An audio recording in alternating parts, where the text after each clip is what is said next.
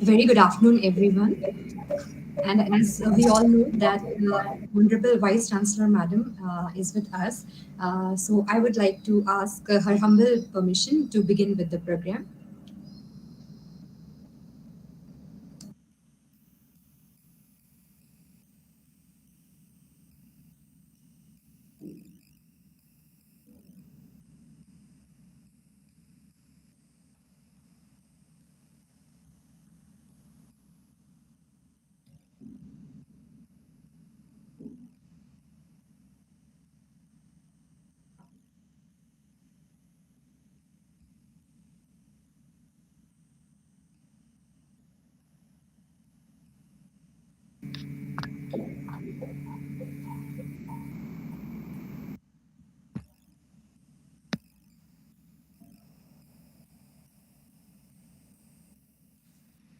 Within a minute, Honorable Vice Chancellor Madam will join with us. Just wait for a minute.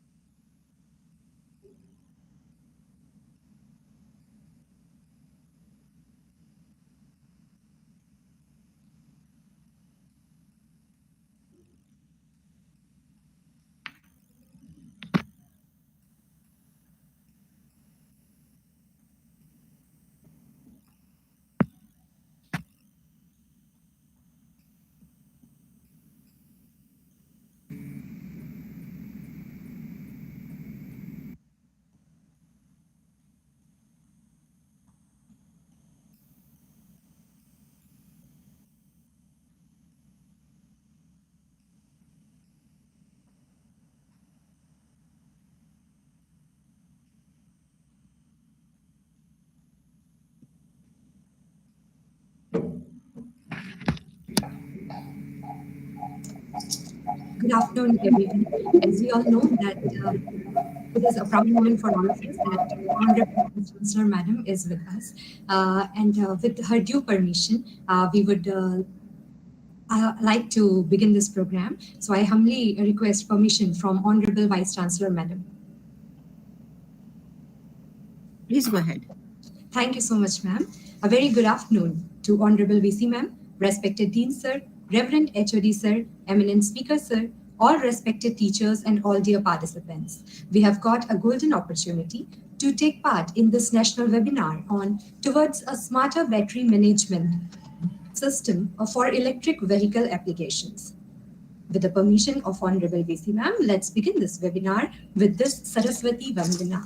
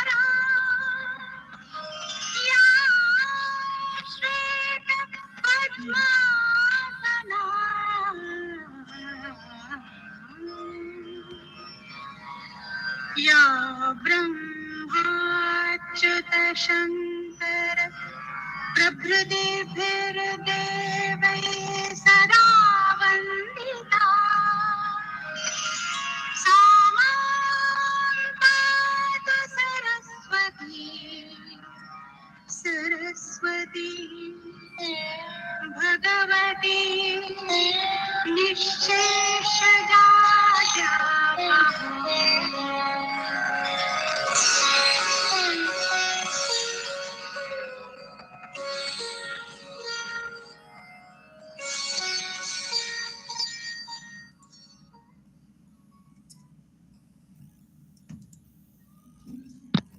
feel so much proud for being the student of Dr. Harisingh Gour Vishwavidyalaya Sagar, which is a gift from Honorable Dr. Sir Harisingh Gour, and we believe that his blessings are always with us.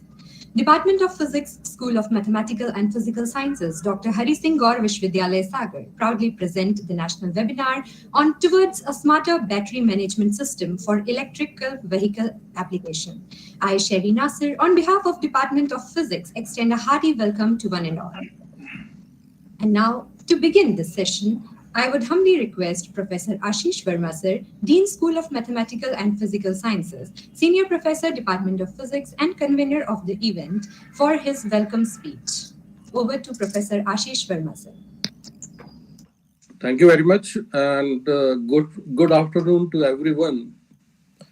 Honorable Vice Chancellor, Professor Neelma Gupta, Madam, Head of the Department of Physics, Professor Ranveer Kumar, our today's speaker, Dr. Anji Reddy, all the distinguished participants, respected teachers of the department, research scholars, and students.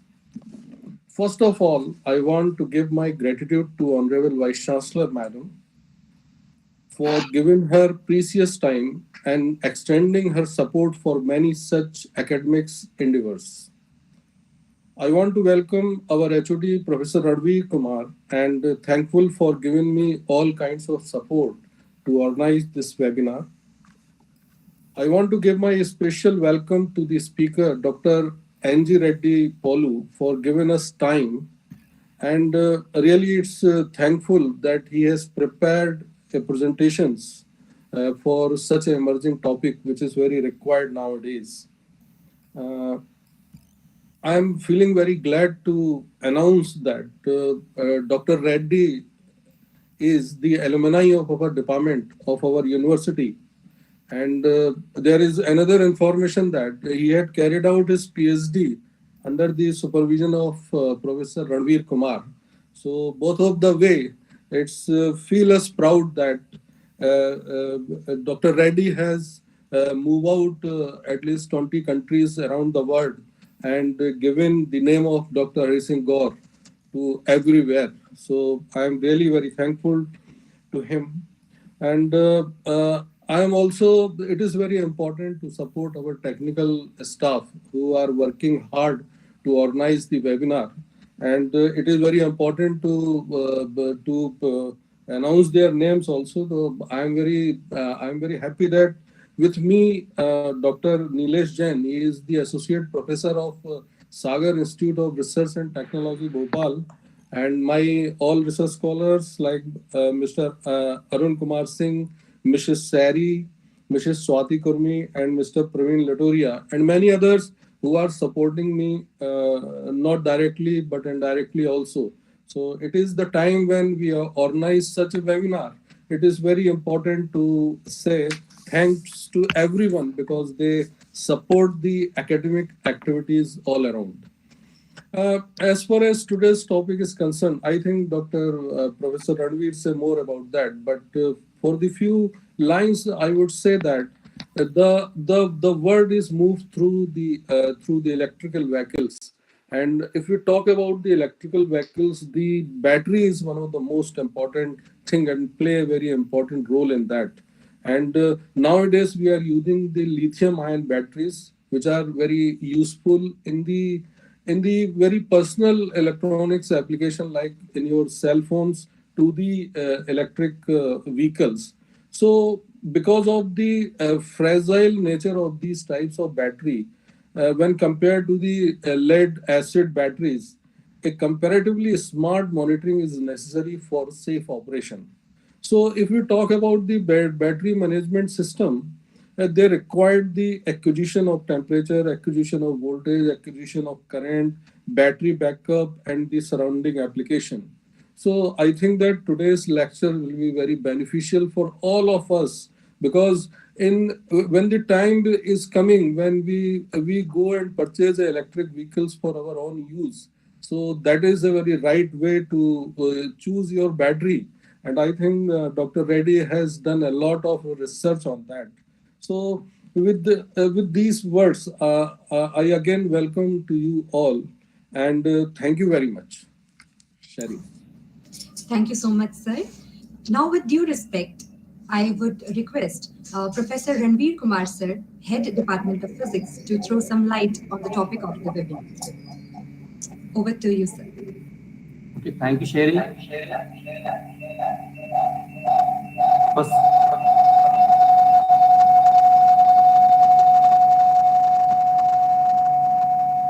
Ranveer किसी एक का बंद कर दीजिए आप, दो जगह है ना, आप एक का साउंड बंद कर दीजिए.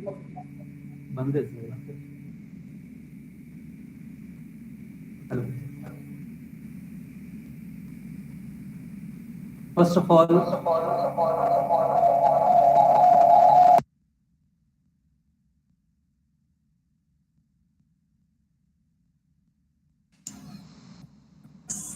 yes, now it is.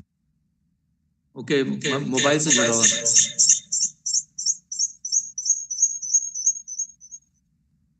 First of all, on behalf of Department of Physics, Harisingh Gour Vishwavidyalaya Sagar, I welcome all of you, those who are present in this national webinar toward the smart battery management system for the electrical vehicles and application.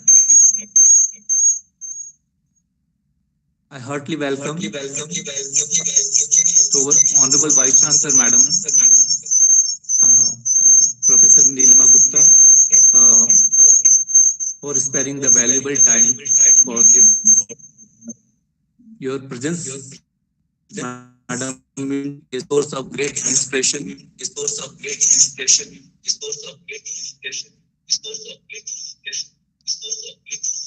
I think echoes are coming. Actually, from heads you log out yourself. Okay, but You log out from the heads and you go through your mobile. Actually, one hump is coming back.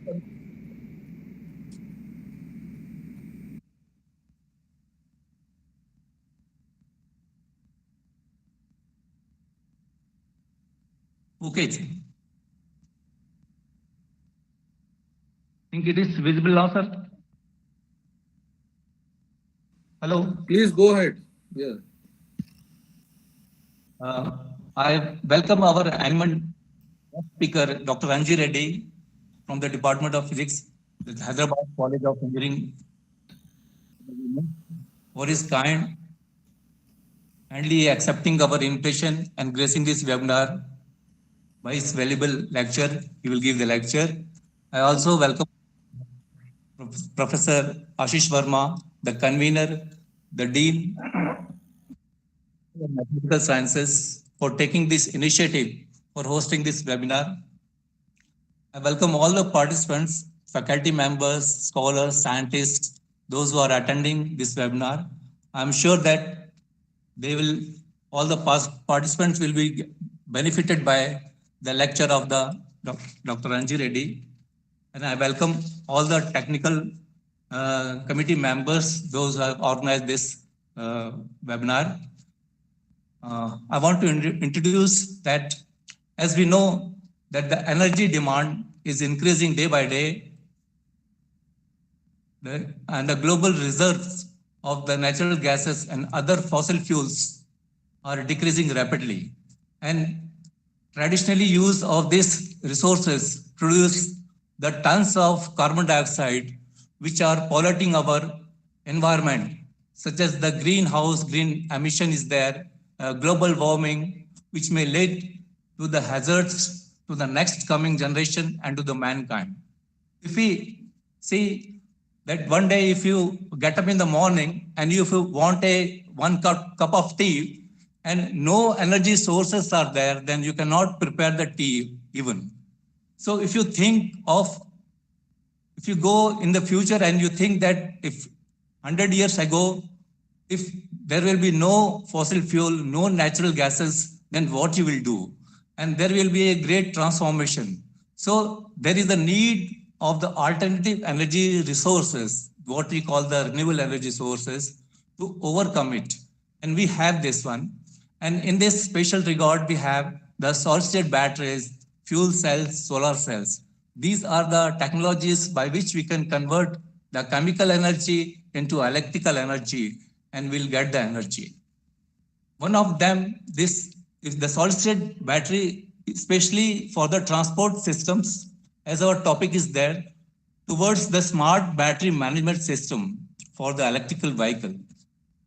And this electrical vehicle has the various components, that is the energy storage system that we call the battery is there, the mechanical transmission is there, motor and power conversion is there.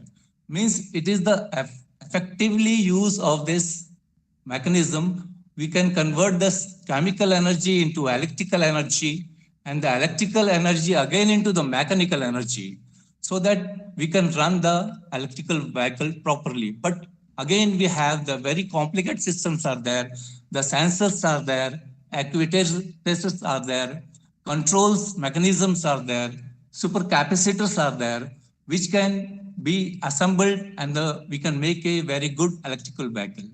If you talk about the battery management system, it has the prime component, the electrical vehicle, that we should be guaranteed the safety is there, it should be reliable, it should be efficient, and the long-lasting operation of the lithium-ion batteries while dealing with the electrical grids. That is the main component of this one.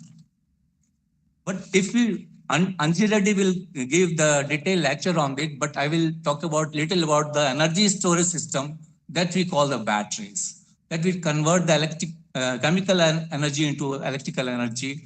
We have a lot of batteries, the lead acid battery is there, nickel cadmium battery is there, sodium sulfur battery is there, lithium ion batteries that are there. These batteries have very high energy densities, power densities, nominal voltage are there, life cycles are there, depth of discharge is there, efficiency is there, and especially the cost is also there. So we have to look into this one. But before going to this batteries, I will give you brief about the history of this one, how this battery come into the existence. Since the discovery by the Michael Faraday in 1939, we have the two materials, that is the sulfide of silver and the fluoride of lead. And that gives the very high conductivity at around 177 degrees and 500 degrees centigrade respectively. And then we have another group in 1966, that's the Owen, Reddy and Owen. They worked on the silver ion and the sodium ion conductors, and they gave that, especially that we call that the rubidium silver iodide and the beta alumina.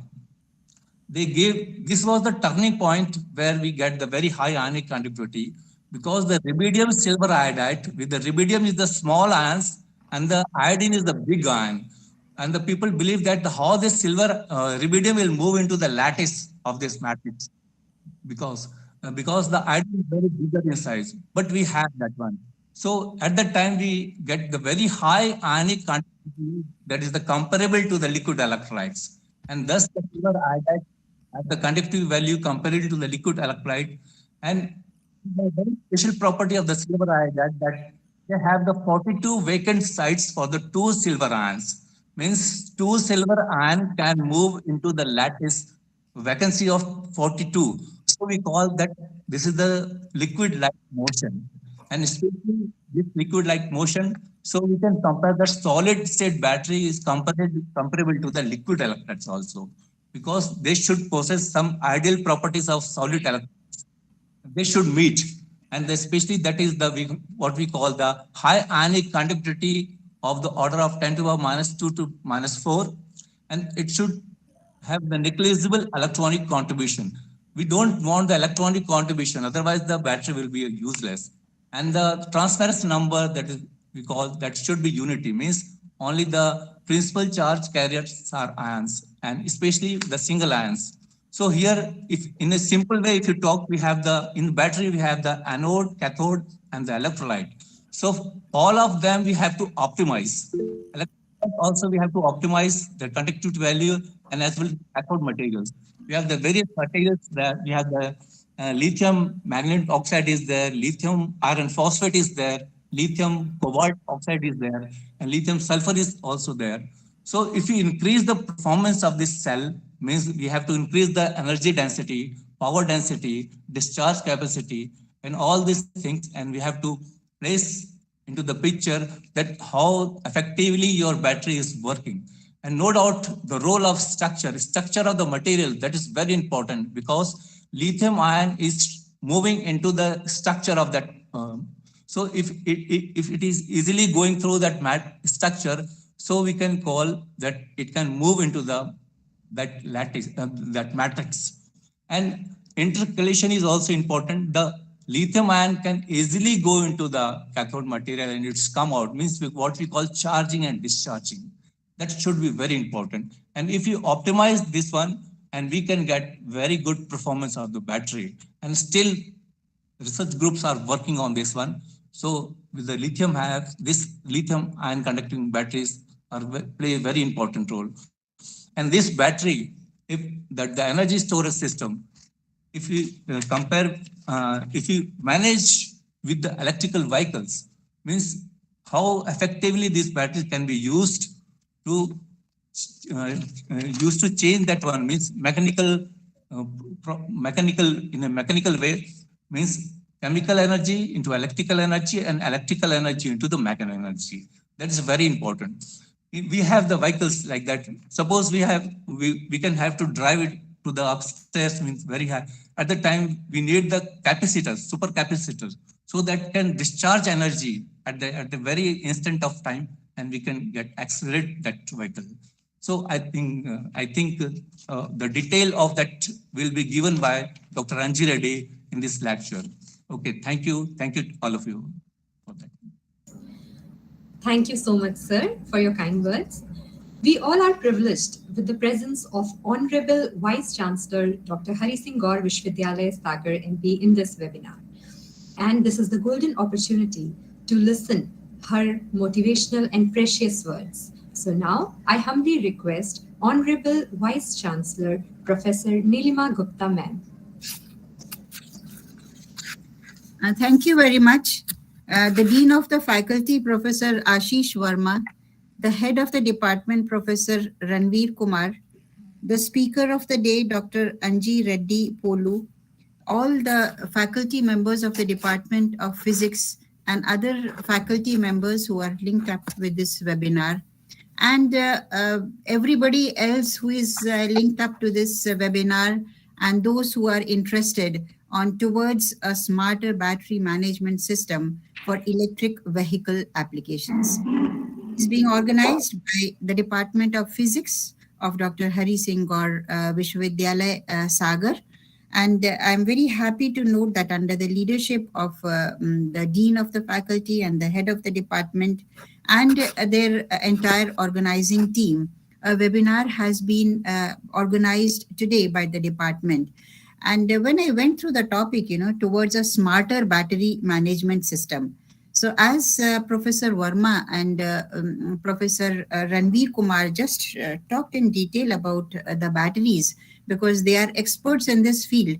But what I feel is that when we talk about battery, we always, I think about smartness itself. Itself, the word battery is full of smartness. So how this smartness has improved over the years, because I remember now today we are talking about electric cars. But if we go back down the lane, we find that especially in India at one time, we had those ambassador cars, and talking about the battery in the morning, getting up, especially during the winters, and starting our cars and finding that, "Arey, aaj to iski battery baith gayi hai." And then starting several times, taking the self and then giving it a push, and finally saying, "Arey, that was the biggest victory of the day, that you have been able to start your car."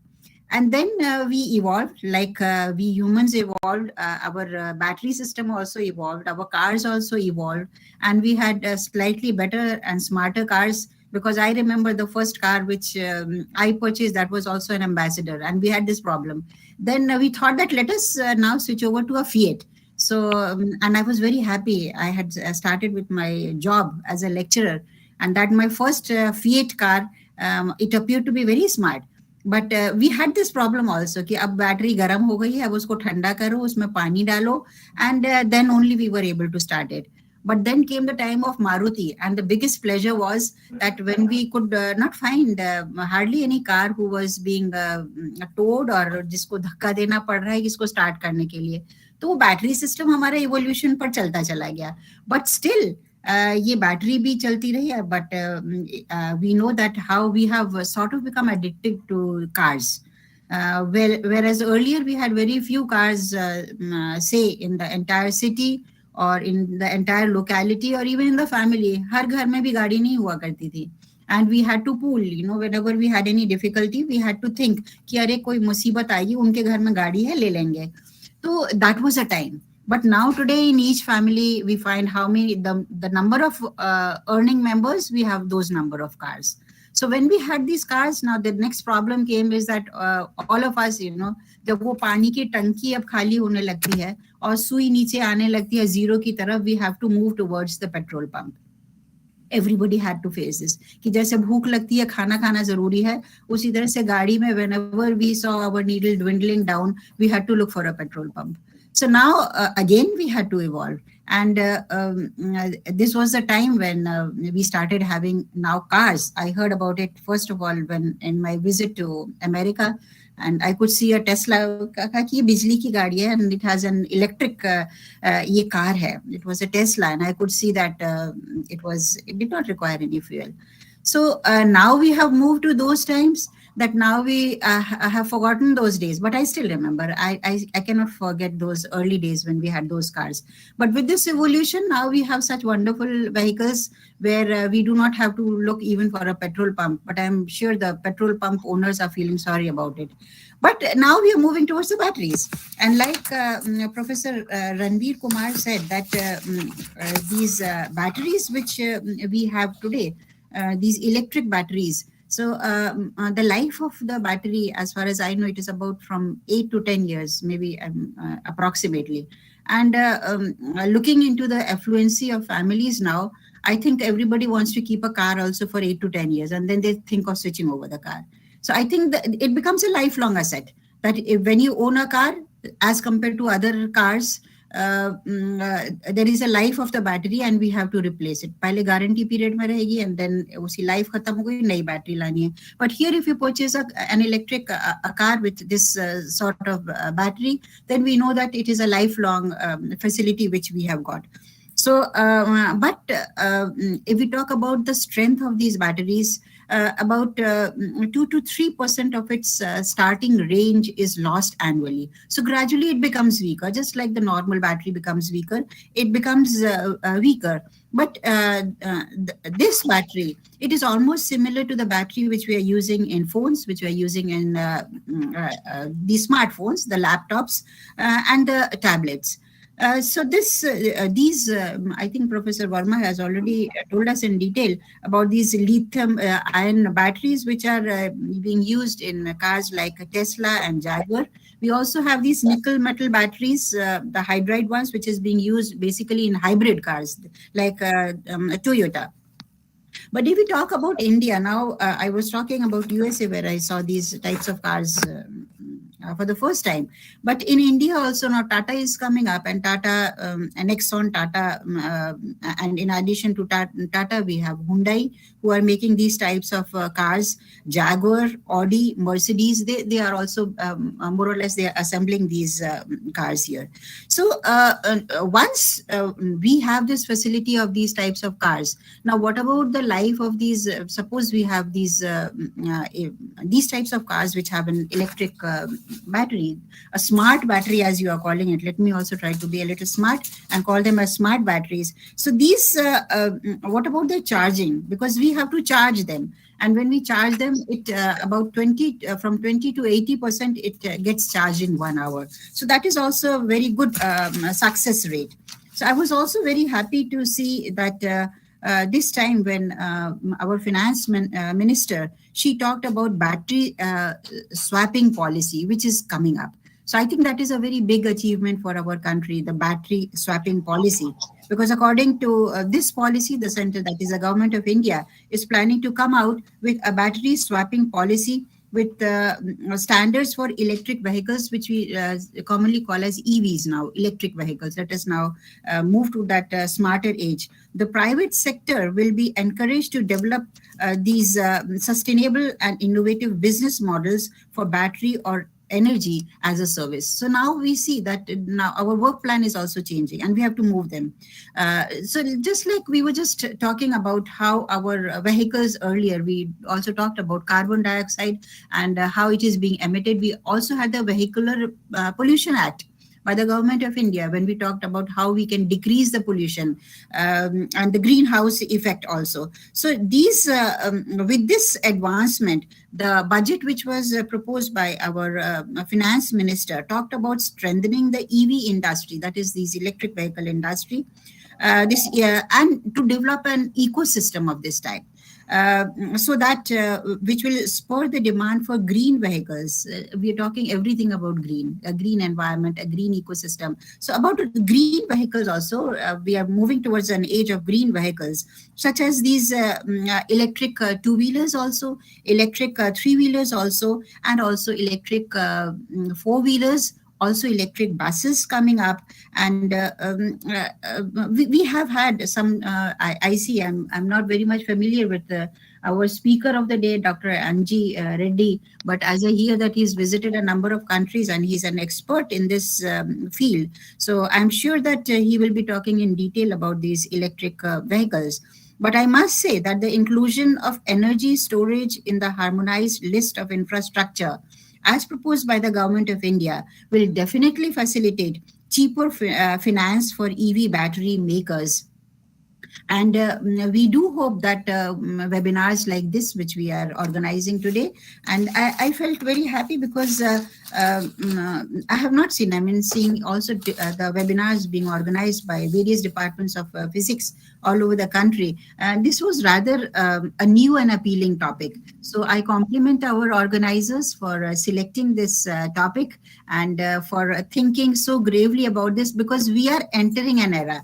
And once we enter an era, doing research on that, I don't think that carries very much of meaning. But at this stage, when electric cars are not very popular in our country, our Department of Physics of Dr. Harisingh Gour University is thinking so gravely on this issue. So I once again compliment the department and wish them success in this webinar. And I do hope that they come up with such wonderful ideas in future also. And I also thank the speaker of the day who is here to deliver this talk. And I'm sure all our participants will be benefited. Thank you very much. Jai Hind, Jai Gour, Jai Bharat. Thank you so much, ma'am, for those humble and encouraging words. This really means a lot. Now we are moving towards the technical session. And before that, I would request Mr. Praveen Kumar Latoria to present the introduction of the eminent speaker of the day. Over to you, Praveen. Good afternoon to all. As I am audible. Good afternoon to all the respected teachers and my dear friends. On the behalf of Department of Physics, Dr. Harisingh Gour, Vishwavidyalaya Sagar, I welcome Professor Dr. Anji Reddy Polu sir for invited talk on towards a smarter battery management system for electrical vehicles application. Dr. Anji Reddy Polu has completed his PhD from Dr. Harisingh Gour Vishwavidyalaya and postdoctoral studies from Seoul University, South Korea. He has more than 12 years of experience on the battery materials and their application in electrical vehicles.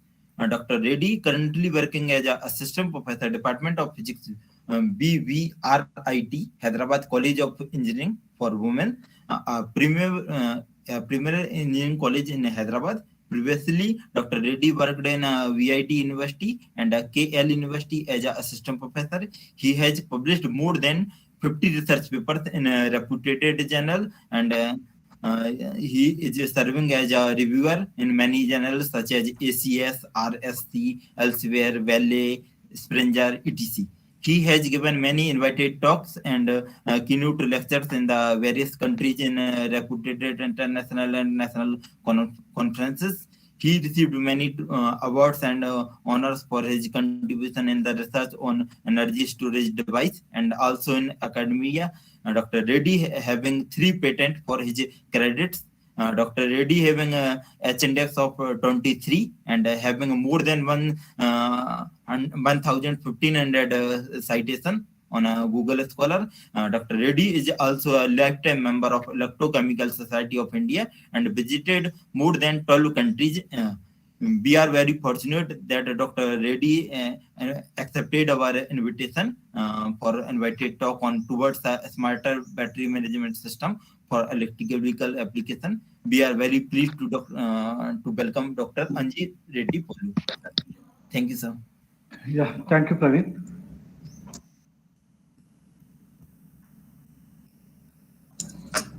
Shall I start? Yeah, thank you so much, Praveen. And now this is the time for the moment we all were waiting for. So we welcome Dr. Anji Reddy Polu, sir, for his presentation. Yeah, thank you, Sherry.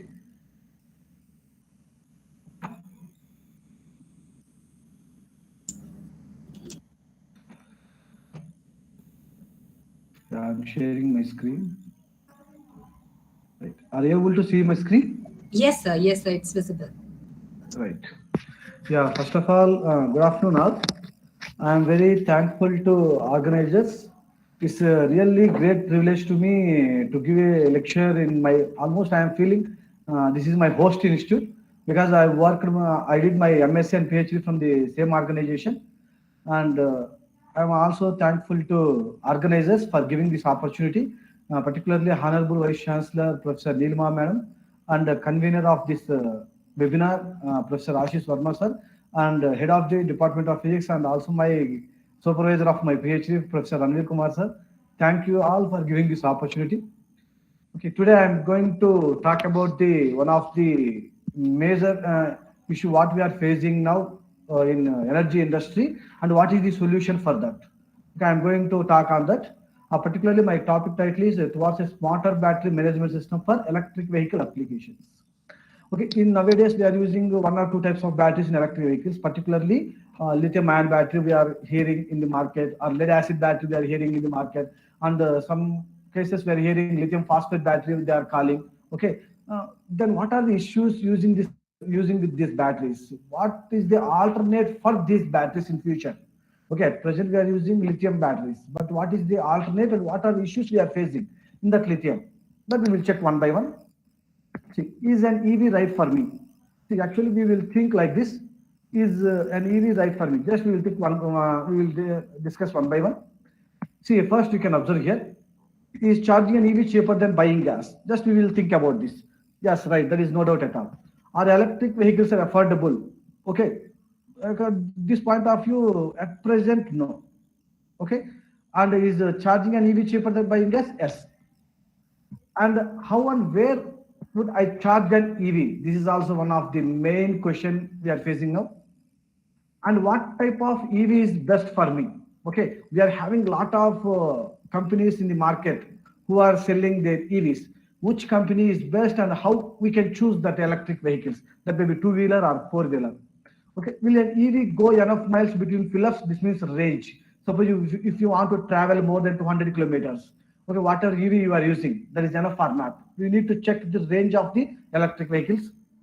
And should I buy new or used? Or is it better to lease? Okay, this also we will check which one is good. These are some of the questions that are burning in our mind. Okay, we need to check one by one.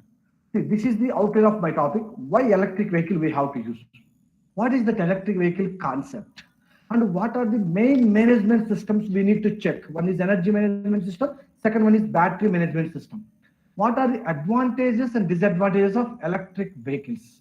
Okay, and I will focus more on the brief history and future batteries for EVs. And what I did for this battery point of view, what I did my research and what I am doing now and what I will do in future, I will explain here. What is the main part and what I am doing now? Right? We will check one by one. Why electric vehicles? Why we have to use? See, at present we are using fossil fuel vehicles. That may be fuel vehicles means petrol vehicles or diesel vehicles we are using. By using that, okay, we know what problems we are facing. That is the main emission of carbon dioxide. This is very harmful to atmosphere. This is very harmful to atmosphere. And at the same time, if you observe, declining oil reserves. This is very, very important. If you use these fossil fuels like this, after 50 years, we won't find any fossil fuel. We won't find any petrol or diesel. This is very, very important. Okay, these are we are having different defects. Other one is global warming and increasing greenhouse emissions like CO2 emissions. How we can rectify this? How can we reduce that? What is the alternative for this?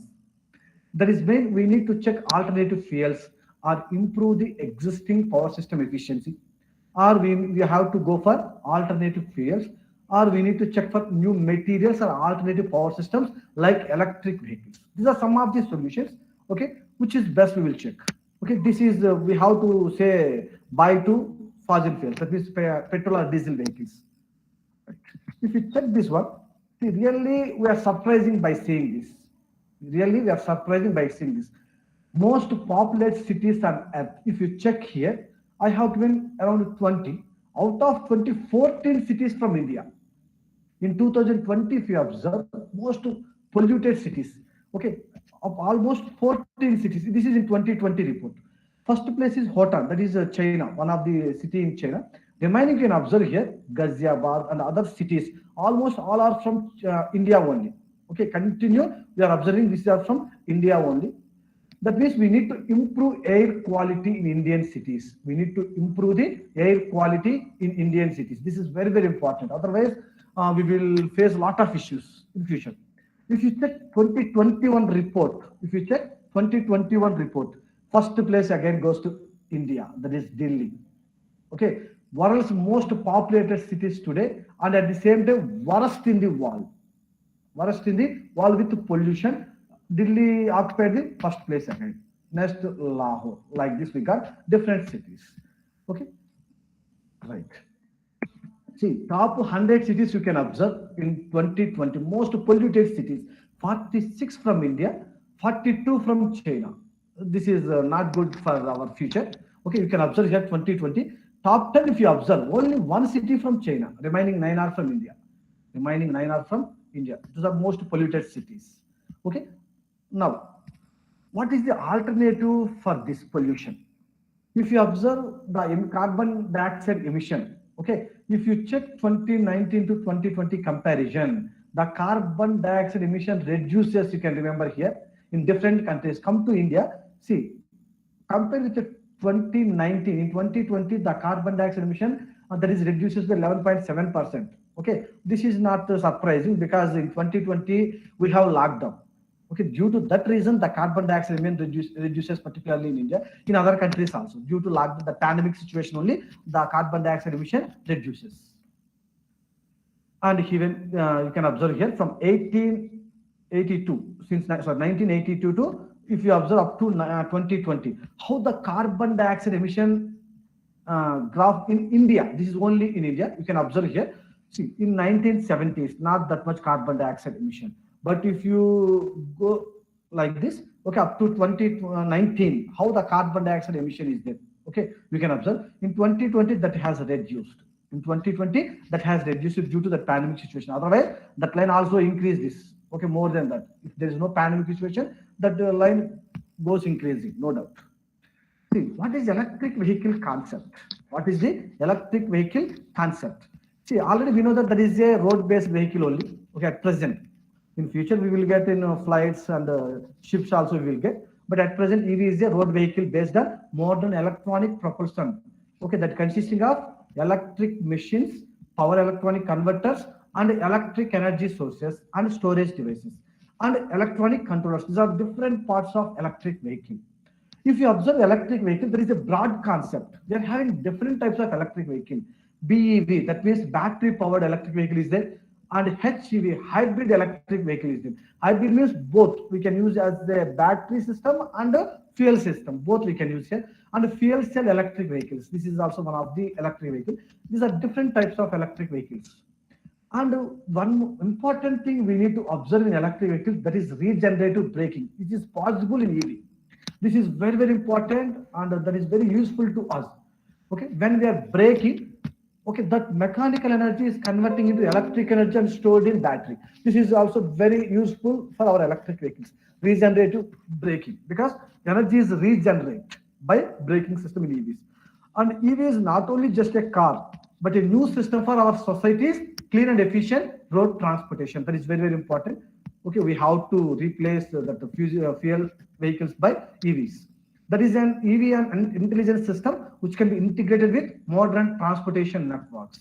And that design involves the integration of art and engineering. That is also very, very important. Design is also very, very important.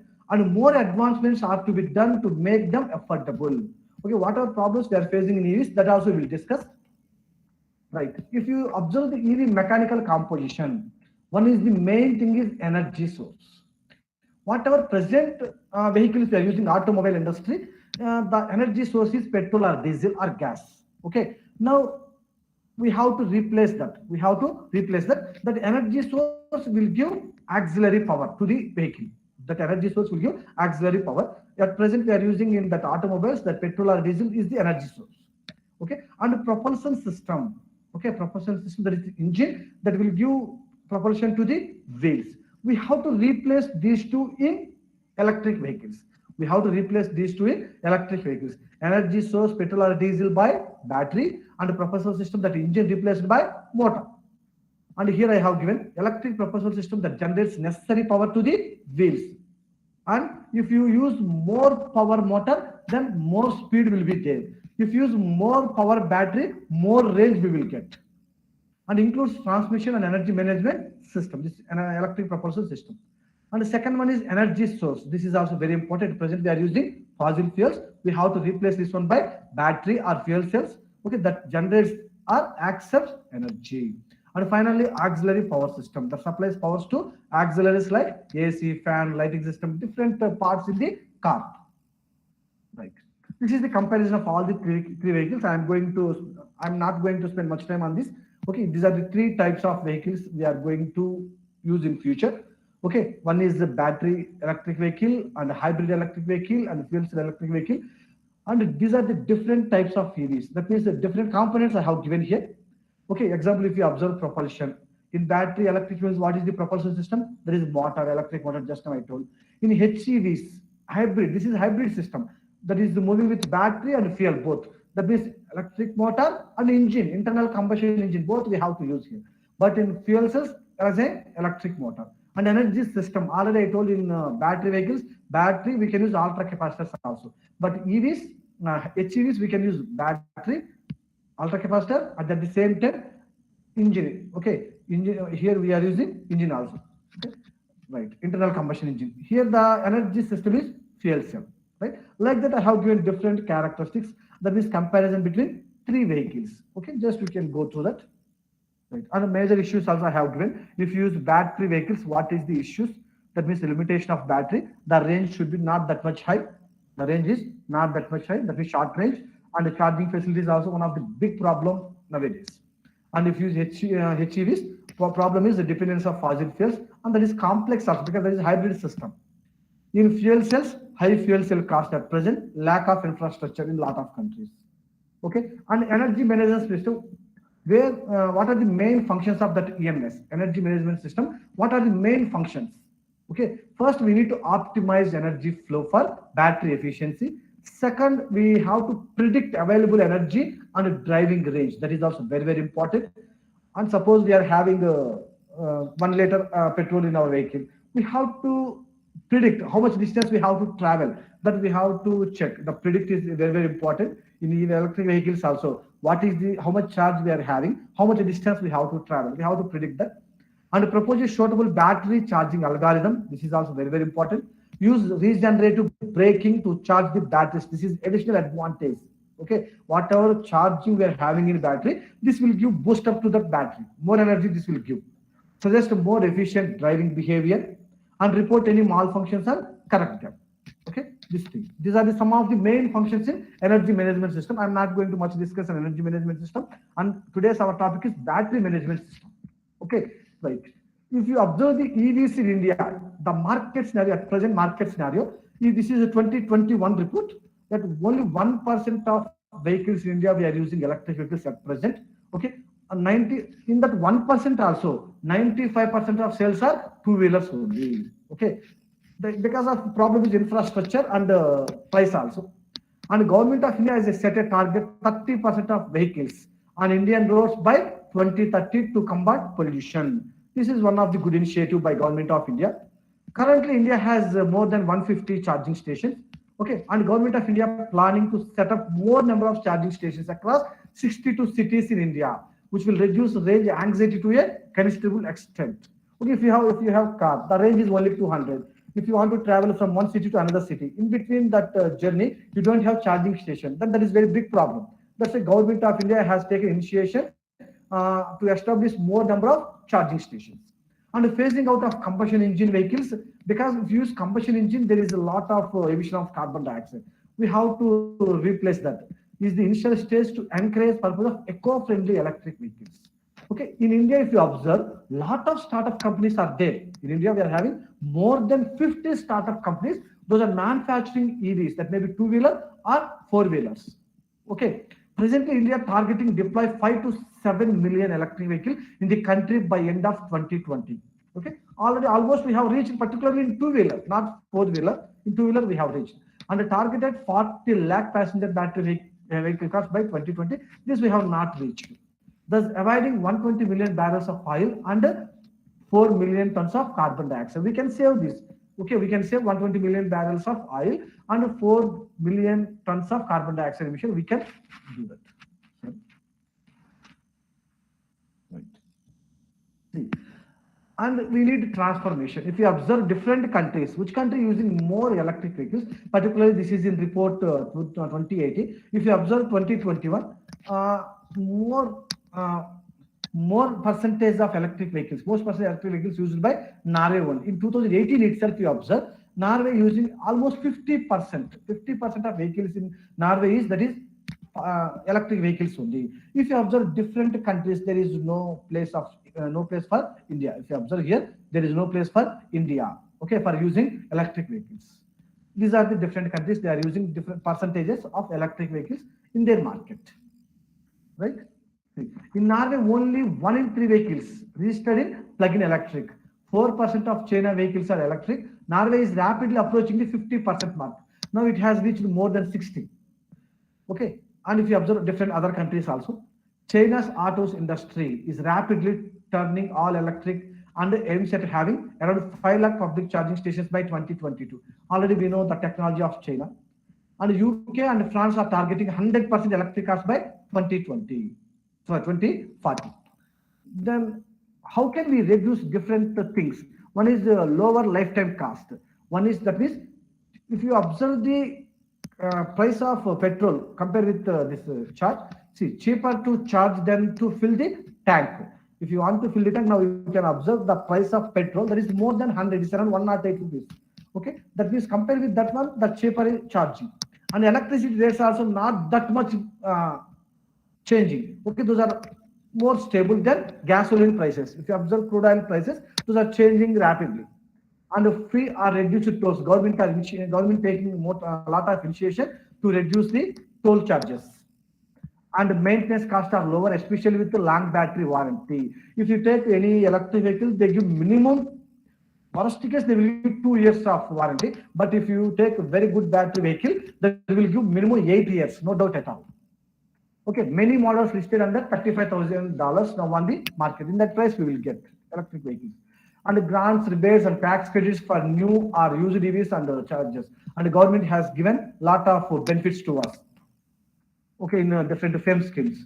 And the higher upfront cost is typically paid back by 50,000 miles. These are some of the lower lifetime cost and lower maintenance. Okay, no oil changes. Actually, if you use diesel petrol vehicles, we have to change the engine oil or gear oil. We have to change. For electric vehicles, no need to change any oil, and there is no spark plugs in electric vehicles, and no smoke checks, and no timing bells. Remember, these are very, very important for maintenance. Long-lasting brakes in electric vehicles. Okay, and up to 35% decrease in cost over time. Okay, these are some of the lower maintenance costs due to these things. Okay, right. And what are the main components of electric vehicle? If you observe electric vehicle, what are the main components? Okay, see, in future, if you want to design yourself, how can we design? That also I will explain in a little bit, 1 or 2 minutes. See, one is the chassis design. This is very, very important. Okay, if you want to design any electric vehicle, that may be 2-wheeler or 3-wheeler or 4-wheeler, first you need to design chassis. Okay, second one is motor. Okay, that is also very, very important. We can't use all motors for one vehicles, because based on that vehicle weight, we need to choose the motor. And the controller, this is the heart, this is the brain of any electric vehicles. Controller is the brain of any electric vehicle. This is very, very important. And the battery pack, this is also one of the very important we are going to discuss today. And the converter, transmission system, charger. If you observe any electric vehicle, that any 2-wheeler or 4-wheeler, 3-wheeler or 4-wheeler, these are the main parts of electric vehicles. If you observe, this is the battery pack, this is the motor, and this is the controller, and this is the chassis of our vehicle. And if you observe other parts, this is the converter, this is the charger, and this is the transmission system. In any electric vehicle, these are the main parts. These are the main parts, right? See, if you want to make your normal vehicle to electric vehicle, what we have to change mainly? Remember, this is the petrol tank of Pulsar vehicle. If we want to replace that by using battery, simple. Just we have to replace. If you know any very good mechanic, just you can do that yourself also with that mechanic help. Okay, this is the fuel tank. We have to replace the fuel tank by battery. And this is the engine. This engine we can replace by motor. Just these two we have to replace. Remaining controller, we have to connect different parts. Remaining thing, controller we have to use. That controller we have to connect it to different parts. We have connected to different parts. Okay, these are the two major parts we need to change. And to control all these parts, we need to use the controller. That is the brain of this electric vehicle. Okay, this is very simple. See, if you want to manage your battery, the battery management system is very, very important. See, we are seeing a lot of cases somewhere the battery fails and the car burns, and even flight also burns sometimes due to battery failing, even laptop also burning. Okay, if you observe, what are the main parts in battery management system? First one is battery monitoring. This is very, very important. That means data acquisition. Data acquisition is very, very important. If you are using battery, what is the current we are getting? And what is the voltage value? What is the temperature of that battery? The data acquisition is very, very important for safety. And second thing is thermal management. Okay, temperature we have to control. If the temperature increasing, the battery will heat, then automatically that will burn. We have to control the temperature. That means we need to use thermal management. And state determination. Okay, SOC, state of charging. State determination means state of charging or state of discharging.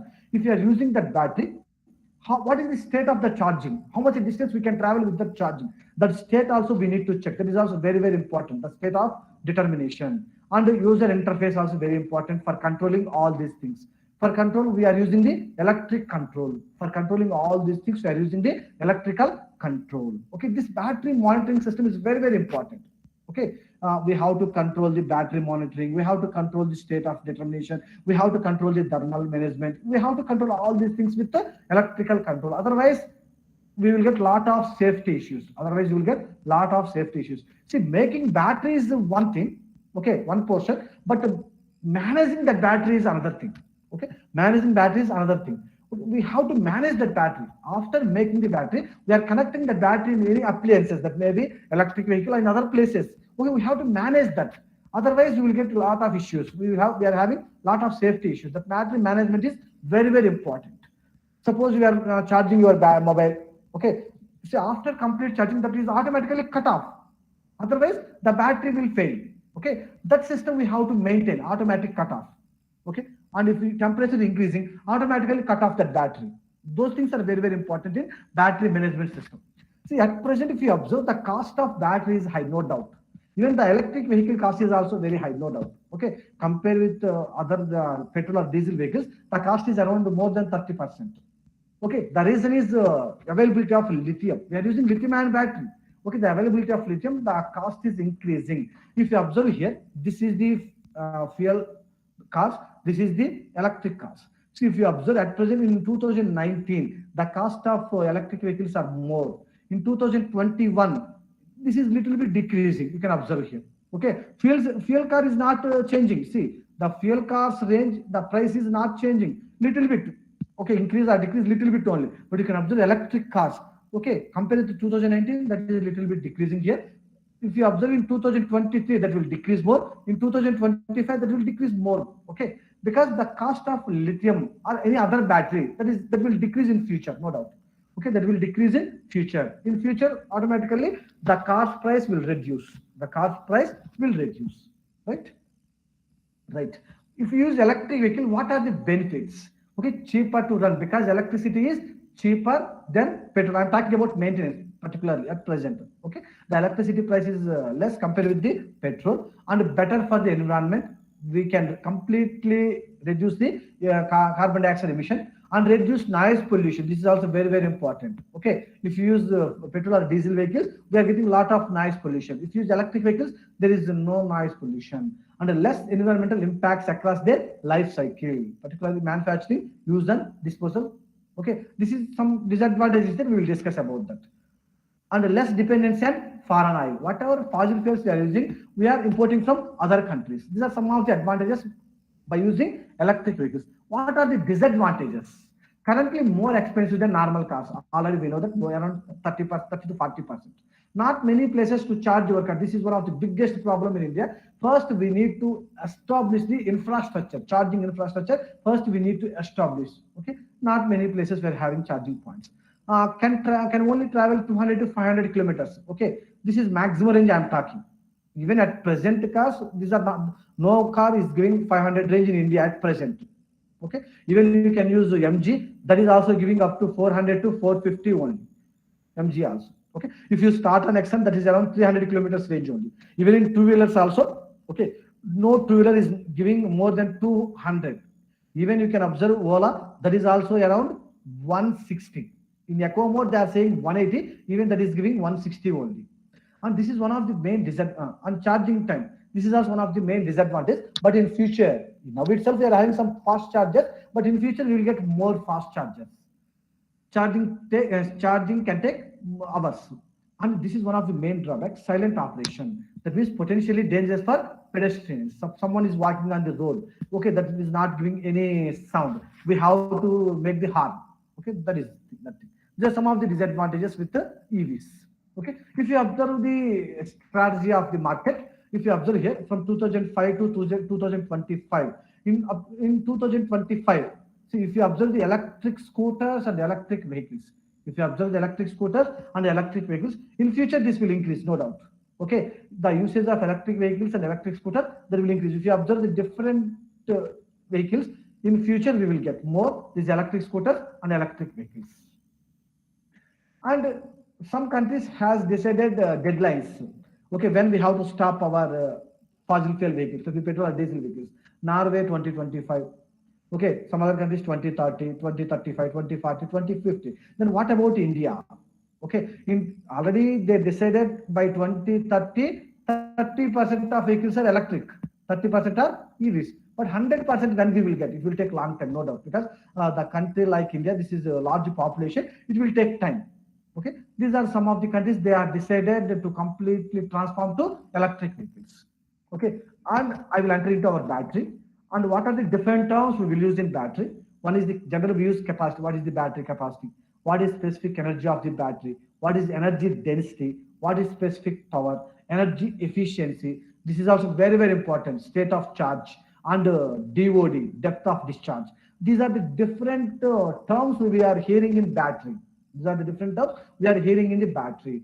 Okay, these parameters should be high. These parameters should be high for any powerful battery. Okay, we will discuss. This is completely basic only. So this is one of the very good thing, and this is one of the booster for who are working on batteries. In 2019, the Nobel Prize has announced for the battery field. Okay, actually there are three top scientists, Whittingham and Goodenough and Oceanus. These are the three top scientists. They got Nobel Prize in 2019, particularly for the development of battery. Okay, for their developments in battery, they got Nobel Prize. This is one of the very good thing. and that is also a booster for who are working in this field. And if you observe batteries, we are having two types of batteries. Okay, one is primary battery, one is the secondary battery. If you observe primary batteries, okay, these are all primary batteries. These are use and throw. Okay, one time we can use. Okay, one time we can use and we can throw. Okay, this is primary batteries, use and throw. But secondary batteries, these are rechargeable batteries. Okay, these are rechargeable batteries. Electrode reactions are reversible here. We are using in laptops. We can recharge. Okay, charging and discharging cycles are there, even mobiles, in the electric vehicles also now we are using. Okay, secondary batteries are charging and discharging. See, if you observe the history of battery, already Professor Ranveer sir explained about some history. Okay, that history started from 1800 onwards. The historical battery development has gone through, but I am not going to explain in detail. Mainly, we need to focus from 1990s. You can check. First, Sony company started using this lithium-ion secondary cells. First, Sony company started using commercially in their appliances. In 2008, one more battery came into the market, lithium oxygen cell. This is very, very important. At present, commercially not available. If this lithium oxygen cell entering into market, the complete technology will change. Okay, if this is entering into market, minimum 2000 kilometers per charge we will get. Minimum 2000 kilometers. It will take 5 to 6 years time for getting into the market. By 2026 or 2027, we will get this type of batteries into the market. And what is the current energy outlook if you observe? Whatever batteries we are using, those are lithium-ion batteries only. But at present, we need more amount of range batteries. That means the increasing demand for energy, and we need high energy density batteries and high power density batteries. At present, we know only lithium-ion technologies. Those are currently the hope for meeting many of these demands in electric vehicles. Okay, the energy density of lithium-ion battery is limited by intercalation chemistry of electrodes. This is also very important because when we are using this any battery, there are three parts mainly in that battery: anode, cathode, and electrolyte. There is intercalation between the dendrite formation between anode and electrolyte. Okay, this is the structure of battery. This is the cathode material if you observe, and this is the electrolyte, this portion in middle. This is the anode. Okay, we can use lithium metal or graphite as a anode. This is our battery system. And this type of lithium-ion batteries we are using in Tesla cars and other electric vehicles also. Okay, and one more battery is there. That is the lithium sulfur battery. This is very, very good compared with lithium-ion battery. If you observe specific capacity, specific energy, that is very good compared with the lithium-ion battery, 450. And the energy density, if you observe, that is 550. Okay, but ordinary batteries you can observe, that is around 150 to 261. Lithium-ion batteries we observe. Lithium-ion batteries, the energy density is 150 to 260 watt-hour per kilogram. But in case of lithium sulfur, 550. That is very good. Okay, here just we are changing the cathode material. Remaining everything is same. The anode is same. Electrolyte is same. There is change in cathode material. The cathode contains sulfur. The cathode contains sulfur materials. Okay, this is lithium sulfur battery structure. Some of the specifications I have given for lithium sulfur battery. Okay, some of the companies are working on that lithium sulfur battery also. If you use the lithium sulfur battery, okay, that will give 1500 charge and discharge cycles have been demonstrated at present. But cycle life tests at commercial scale and with lean electrolyte are still needed. Okay, we are saying 1500, but commercially, practically, we won't get that much. That will be less compared with this value. The problem in this lithium sulfur battery that we need to check here. The key issue of lithium sulfur battery, that is polysulfide shuttle. This is very, very important. That effect that is responsible for the progressive leakage of active material from the cathode, resulting in low life cycle of the battery. Okay, due to this polysulfide shuttle, the cycle life automatically decreases. This is one of the disadvantages of this lithium sulfur battery. And if you go through another batteries, okay, I have given different types of batteries here. Metal air batteries, lithium air battery. These are different types. First one, lithium ion. First type is lithium ion. Second type is lithium sulfur. Third type is lithium air. Okay, that means lithium oxygen. Okay, compared with lithium ion, lithium sulfur is very, very good. Compared with lithium ion, lithium sulfur is very, very good. Okay, so lithium air is very, very good. If you check the specifications of different metal air batteries, if you observe calculated OCV, open circuit voltages of different batteries here, these are all metal air batteries. Okay, and including oxygen, the specific energy is very, very good for lithium oxygen battery. Excluding oxygen, that is very, very high. That is very, very good. Okay, 11,140. That's why scientists are saying this lithium air battery entering into market commercially, minimum 2,000 kilometers per charge we will get. Okay, lithium ion battery will give maximum 500. Okay, we have to use dual battery for getting more charge. But with a single charge, with a single battery, with the lithium air, we will get minimum 2,000 miles. These are different battery specifications, right? Here. And what is the metal air battery concept? Because in the future we need to use this. This is very, very important. Okay, because whatever energy we are having, there is no device to store that much energy. We have a lot of demanding. We need to store that complete energy. We don't have that much efficient energy storage devices. For that, we need to check high specific energy density devices. That is a result of coupling of a reactive metal anode. Okay, this is the anode material that may be lithium or graphite to an air electrode. This is air electrode is the cathode here. Thus providing a battery with an inexhaustible cathode reactant. See, just we are changing the cathode material in any way, lithium air or lithium sulfur or lithium ion. We are changing only cathode material. Electrolyte is same and the anode is same. We are changing only cathode material. That plays also very, very important role. Okay, if you observe lithium air, that is having extremely high specific capacity. Okay, that is how much? 3842 for lithium and for zinc 815. Okay, milliampere hour per gram. If you observe, this is very good value. And the couple voltage of lithium oxygen cell is lithium air cells. Lithium oxygen is lithium air. That is 2.91. That is good compared with the zinc air battery. And if you observe practical specific energies from 1,000 to 3,000, that is very, very good for, this is practical. Theoretically, we are having more, but practically we can achieve up to 3,000. Lithium air cell is electrically rechargeable far more so than the zinc air battery. Compared to zinc air battery, this is more rechargeable, right? Yeah. And IBM company, they have decided in 2009 itself, they have spent a lot of money on this lithium air batteries. Okay, they are expecting by 2030. Okay, they are expecting by 2030 that is into market. So okay, this is the article in 2020 article. If you use that in that time, they are expecting up to 800 kilometers per charge. Okay, but that will give more. And if you observe the structures of lithium ion battery and lithium air battery, anode is same, that is lithium metal or graphite. Electrolyte is same. Okay, both we are using same, but cathode material, lithium cobalt oxide or lithium iron phosphate, we can use in here cathode materials. But here oxygen is the cathode. Oxygen is the cathode. Okay. And this is one of the very good news we got last year. The main why the prices of electric vehicles are more at present due to lackage of lithium. We don't have lithium resources in India. But in recently, Indian government, some of the scientists, they discovered lithium sources in India. Okay, particularly in Karnataka district. Okay, they find the lithium reserves around 14,100 tons. Okay, these are lithium resources. Recently, last week, I have seen one article in Telugu.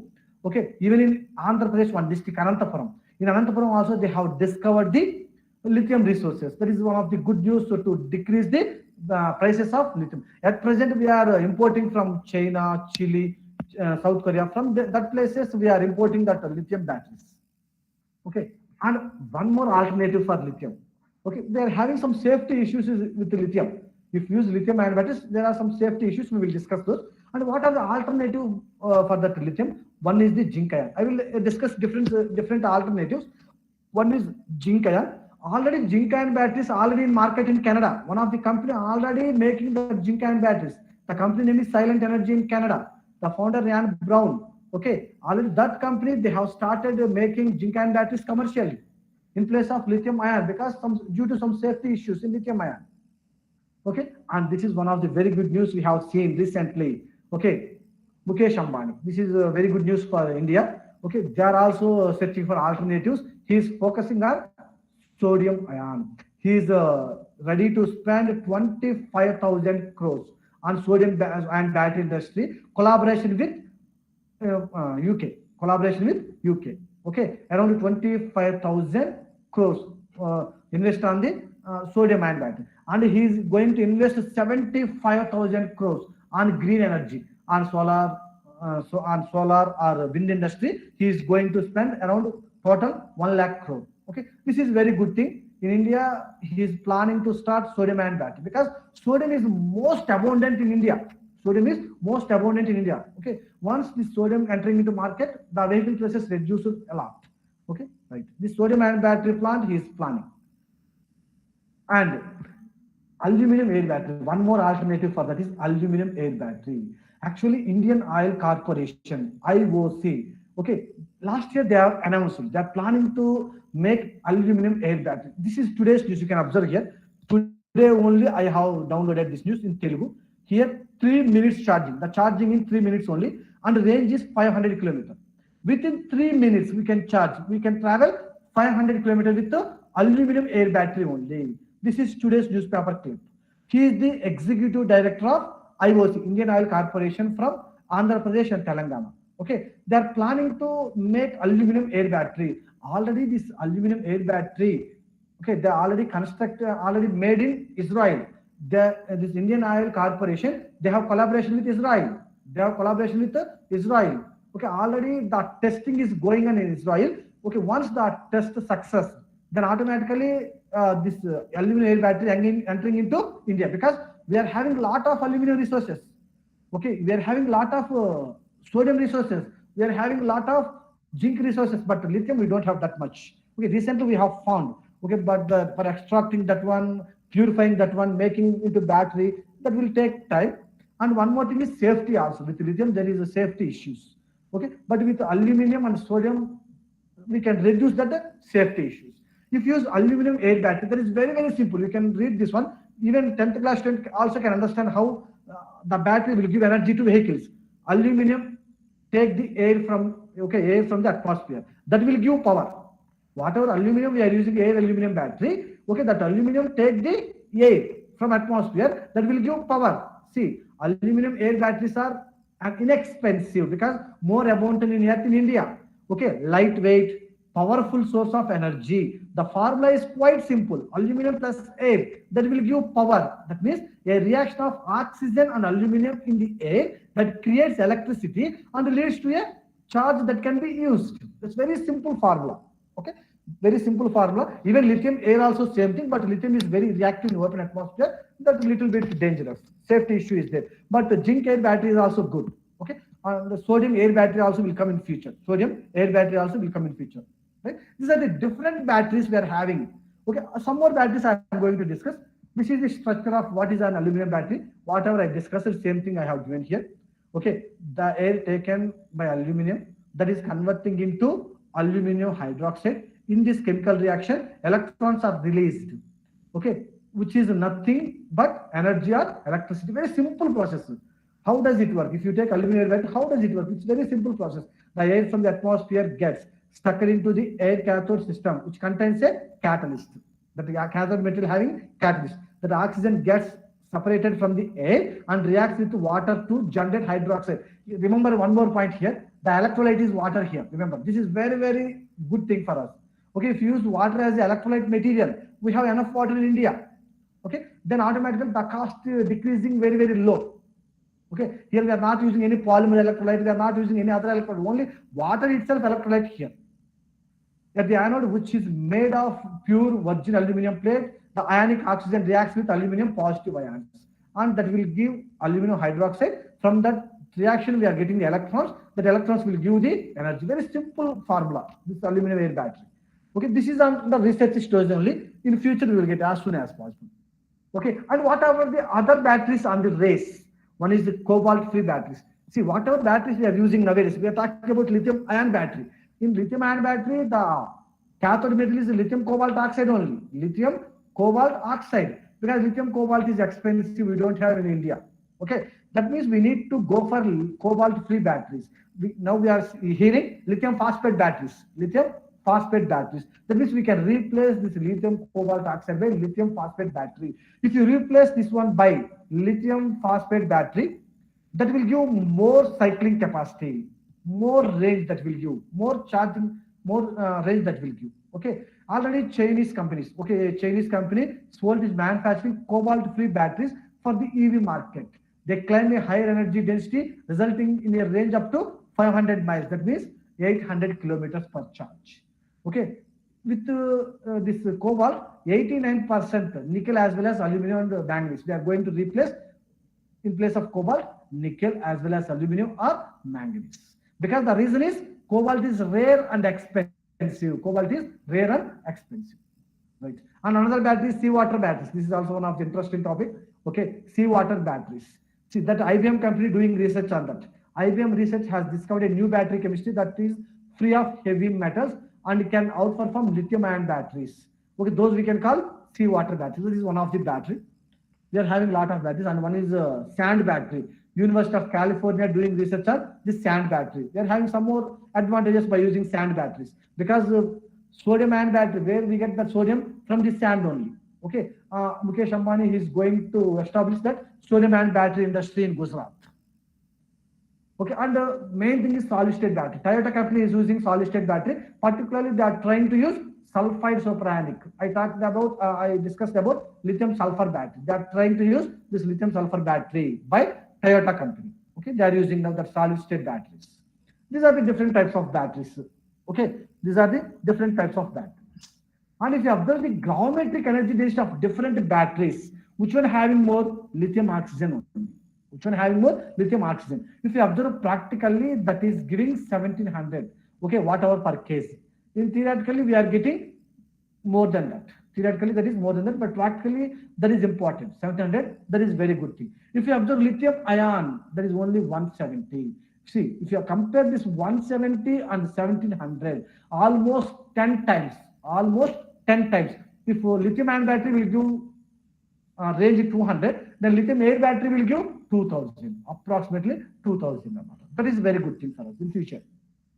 Okay, then what are the broad applications of these lithium batteries? We can use in power sources, mobiles, electric vehicles, in the airfield industry. Okay, in solar cells we can use.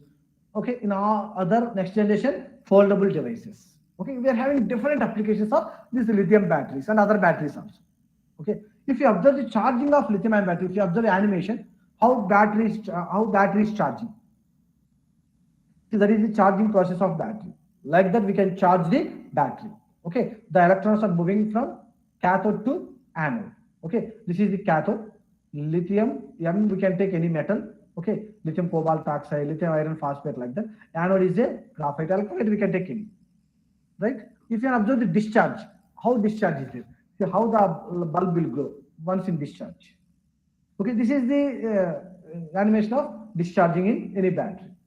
Okay, charging, these are the charging and discharging processes. Here in this case, the electrons are moving from anode to cathode. Then what are the main existing issues? We have to focus these existing issues. Okay, if you observe, performance is not that much good. That means low energy density and low power density at present, whatever batteries we are using. And the lifetime is also very, very important. And the temperature range. Okay, at present, what we are using, the temperature range only -20 to 55. If you go some other countries like Russia and some cold countries, the temperature is -40, -50. Even if you go South Asian countries like Dubai and the South UAE countries, the temperature is more than 55. That means we need to increase the range. Okay, operating temperature range, we need to increase for the battery. And main is safety issue. Okay, whatever batteries we are using now, safety issue is main. Flammability is there. Okay, liquids leakaging is there, and other issues also there. And the cost wise, this is long-term goal. We need to decrease the cost. This is the long-term goal. These are the different existing issues. Okay, and if you observe some incidents, okay, one of the flight that was the blast due to battery fail, and this is one of the car issue. This is one of the conference laptop file. One of the conference in Japan, that Dell laptop exploded at a Japanese conference. This is one car due to battery failing. This is the aeroplane. Okay, recently in different places, if you observe in two-wheelers also, okay, lot of two-wheelers failed due to battery failing, that was filed. Okay, we need to rectify all these things. And where we get those problems and where we have to rectify that. If you observe any battery, they are having main three components: cathode, anode, and electrolyte. One more is current connector. And if you observe, these are the main key components. Now I am going to more focus on electrolyte material because I am working on the electrolyte materials. Whatever electrolyte material we are going to synthesize, we need to check mechanical property, electrochemical property, and thermal property. These three properties are very, very important for making safer battery. For making safer electrolyte for battery, right? See, and what is the solution for that? That is solid polymer electrolytes. In place of liquid electrolyte, we can use solid polymer electrolyte. We are having different types of polymer electrolytes. We are having liquid electrolyte and inorganic solid electrolyte, solid polymer electrolyte, gel polymer electrolyte. See, all four are having different advantages and different disadvantages. Different advantages are there, different disadvantages are there. If you observe liquid electrolyte, conductivity is very, very good. But what about safety and stability? Low. If you observe solid polymer electrolyte, conductivity is not good, but remaining points are very, very good. Okay, like that, every electrolyte having some advantages and some disadvantages. Okay, and if you use the liquid electrolyte, we can achieve the conductivity up to 10 to the power -2. That is very, very good. But what about disadvantages? That we need to check. Internal short circuits are there, leakage is there. Due to that liquid electrolyte, corrosive reactions will happen, combustion reactions will happen. Okay, these are some of the disadvantages. Now we have to check for alternative. That is the solid polymer electrolyte. But whatever problem in the solid polymer electrolyte, we have to rectify that. Okay. First, in case of solid polymer electrolyte, one of the best polymer we can choose, that is the polyethylene oxide. Okay. If with the lithium salts, the conductivity we have achieved up to 10 to the power -5. But 10 to the power -5 is not suitable for practical applications. For that, we need minimum 10 to the power -4. Okay, minimum 10 to the power -4 is required, but 10 to the power -5 is not enough for practical application point of view. But we can increase this conductivity. 10 to the power -5 to 10 to the power -4, we can increase by using different methods. Okay, but for that, one of the main polymer we can use, that is PEO. This is very good polymer. Okay, for making polymer electrolytes. And what are the advantages of solid polymer electrolytes? That is safer. We can use easily in batteries. Thermally stable, light in weight, easy handling, flexible batteries. We are getting wider electrochemical stability. These are all advantages of solid polymer electrolytes. But for making solid polymer electrolytes, for suitable polymer electrolytes, what are the requirements? For practical point of view, we need -2 to -3. Okay, but this is enough. Okay. Theoretically, we need up to this -2 to -3 theoretically. But for practical use, minimum -4 is good. If you reach -3, that is well and good, no doubt at all. But up to -4, we can reach easily. Okay, this is the minimum conductivity required for practical use. And one more requirement is compatibility with the materials. Electrochemical stability in a voltage window compatibility. That is very, very important. Thermal stability of that electrolyte is also important. If we are charging the battery, sometimes if you forget, the temperature increases in that battery. Okay, the thermal stability we need to maintain. Mechanical stability. If temperature, see, if you observe polymer electrolyte, if the temperature is more than 60, what will happen? The polymer, what we are using, that starts melting. Okay, that means the mechanical stability is not good. The mechanical stability is not good. Once that starts melting, that polymer electrolyte, the electrolyte will leak and that will react with the open atmosphere. That will form lithium hydride. Lithium hydride, that is a blasting material. Mechanical stability is also very, very important. And this is also another thing, availability and inexpensive. Availability and inexpensive. And we need to check more about electrolyte interface also for requirement of the electrolyte in battery, right? And how can we increase that conductivity? We have achieved up to 10 to the power -5 order, okay, by adding lithium salt to the polymer. But how to achieve -5 to -4 or -3? How can we achieve this? By using different methods. These are different methods. Okay, mainly using methods are, one is using ionic liquids. This is also very good. And composites with inorganic pillars. This is also very good. And other methods also there. But in my research, I have focused on composites with hybrid nanocomposites. Okay, composites with hybrid nanocomposites. What is the meaning of this hybrid nanocomposites? Mixing of these two. Mixing of inorganic nanopillars and the plastic ionic liquids. Mixing of these two will give hybrid nanocomposites. Okay, in my research, I am focusing on this hybrid nanocomposites. Right? These polymer electrolytes we can use in different applications, but now we are focusing on batteries only. Right. Now I am going to explain some of my research work, what I did in Korea. Okay, one of the paper I worked here, that is electrolyte is polyethylene oxide with LiDFOB, the lithium salt, and this is the ionic liquid. This we have already published in Journal of Hydrogen Energy, International Journal of Hydrogen Energy. Okay, one of the very good journal.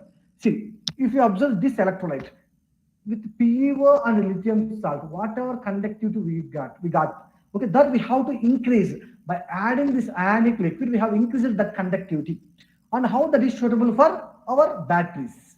Okay, and how I have synthesized our electrolyte material. This is the synthesis process. If you observe the material, this is our final product.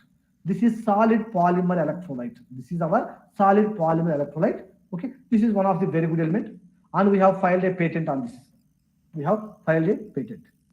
See, and if you observe that sample, if you observe conductivity, the conductivity is 10 to the power of -5 order. Where is the temperature? 23 degrees only. At 23, the temperature is 10 to the power of -5 order. If you observe at 30 degrees, the order is 10 to the power of -4. That means I have achieved that practical conductivity value, 10 to the power of -4 order at 30 degrees. Particularly the countries like India, the temperature is high. Okay, then I have taken at 30 degrees also. But the country where I work this one, this I worked in South Korea. At that the room temperature we have taken 23 only. Okay, but both temperature I have calculated conductivity. That is very, very good. Same system I have compared with another researchers work. That is, they used polyethylene oxide, same method I have used. Even ionic liquid also same, we have used both, but they used LiTFS. But I used the LiDFOB. I used lithium salt, LiDFOB. Okay, just I changed that to lithium salt. If you observe the values, if you observe the conductivity values, this is at 40 degrees. If you observe, this is the conductivity at 40 degrees.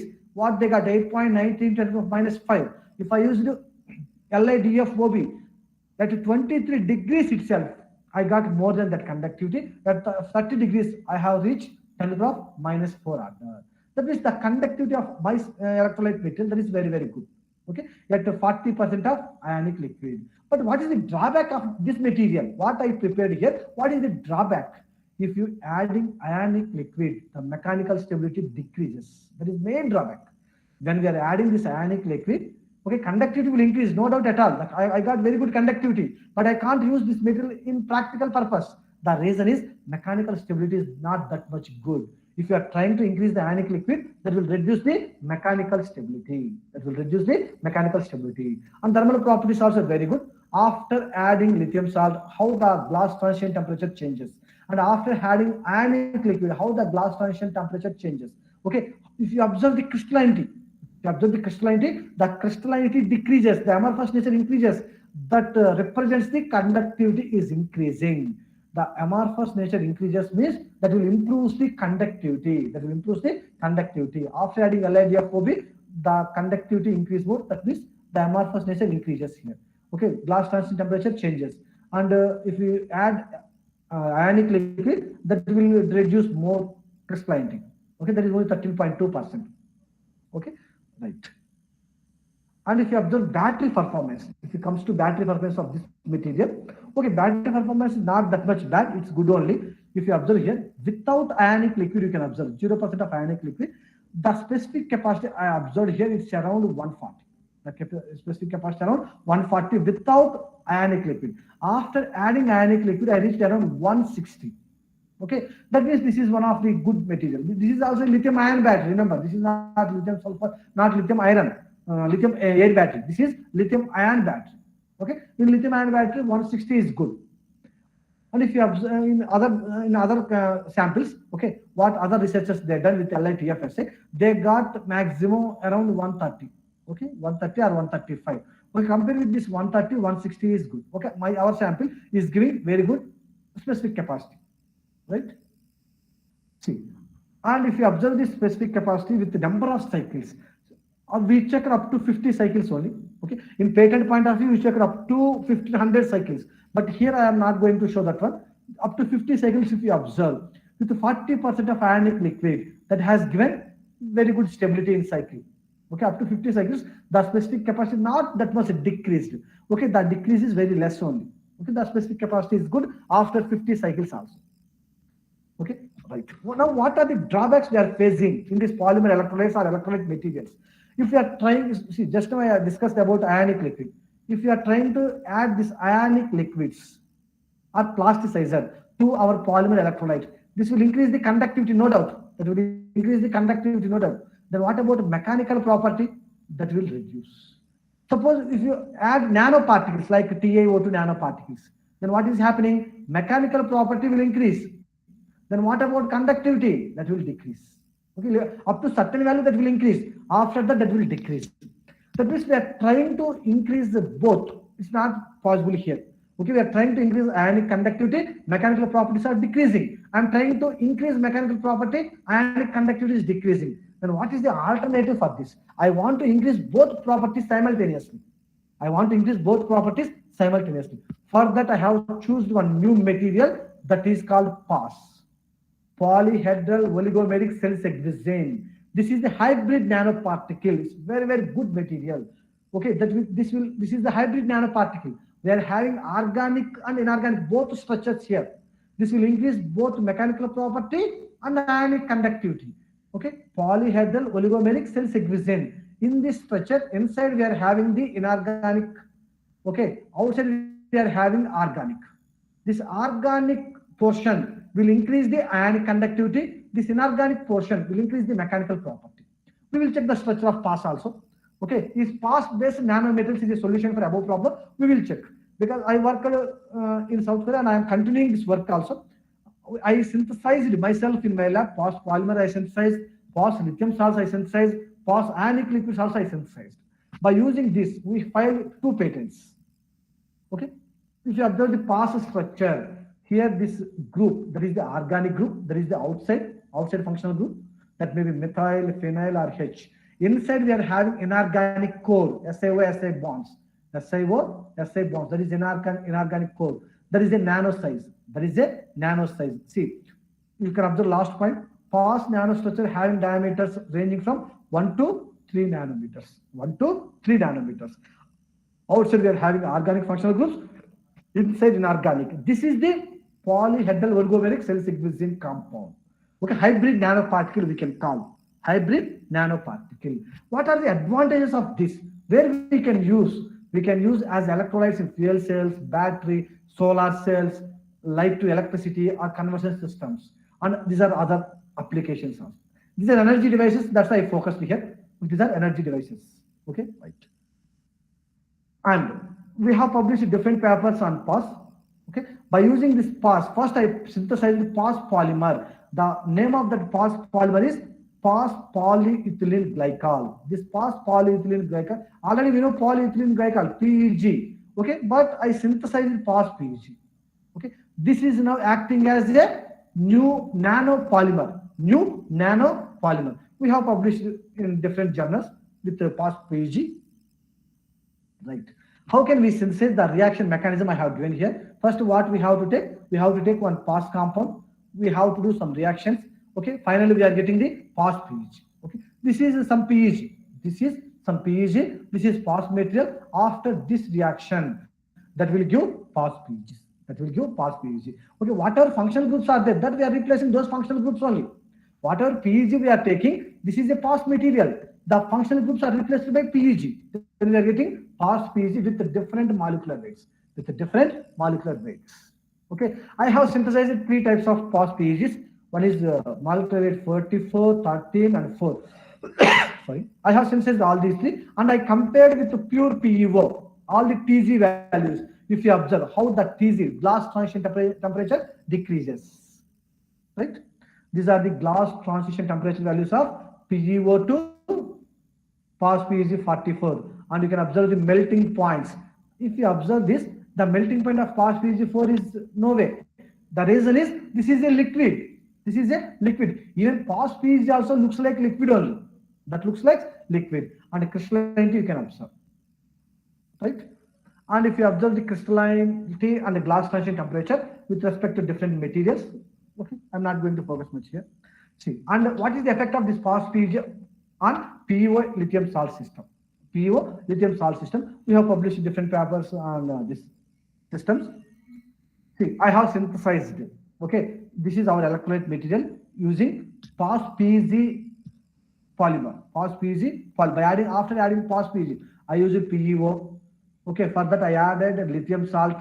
Along with lithium salt, I added PAS PEG. Okay, by using this system, I synthesized my electrolyte material, if you observe here, this is very good. Okay, mechanically, that is very good. Mechanically is very good. Even conductivity point of view also is very good. If you check that conductivity properties. See, I added different pass PEGs. If you observe conductivity values, this is the without pass PEG. Okay, molecular 44 pass PEG, 13 pass PEG, and 4 pass PEG. How the conductivity increases, you can observe the, okay, how the conductivity increases here. Okay, after adding pass PEGs. With the pass PEG 4, the conductivity is very good. 30% of pass PEG added, the system is very good conductivity. If you observe here, okay, these are the conductivities at 23 degrees centigrade. Remember, okay, the room temperature in Korea I have taken 23. Pass PEG 4, 38% of pass PEG. How much conductivity we got? 10 to the power of -5 order. At 30 degrees, almost we will get 10 to the power of -4 order. Okay, 10 to the power of -4 order. Then what about mechanical property? That also we will check. That also we will check. See, mechanical stabilities are also increasing. Okay, pass PEG for how stress strain graph, mechanical stability can observe. Mechanical stability is also increasing. That's why we have chosen these materials, pass PEGs. Okay, these are improving the conductivity and mechanical properties simultaneously. Okay, now I have added that pass PEG4 to different systems. One is LiDFOB salt, LiTDI, LiTFS. These are different lithium salts. Okay, I have chosen. And I added this pass PEG.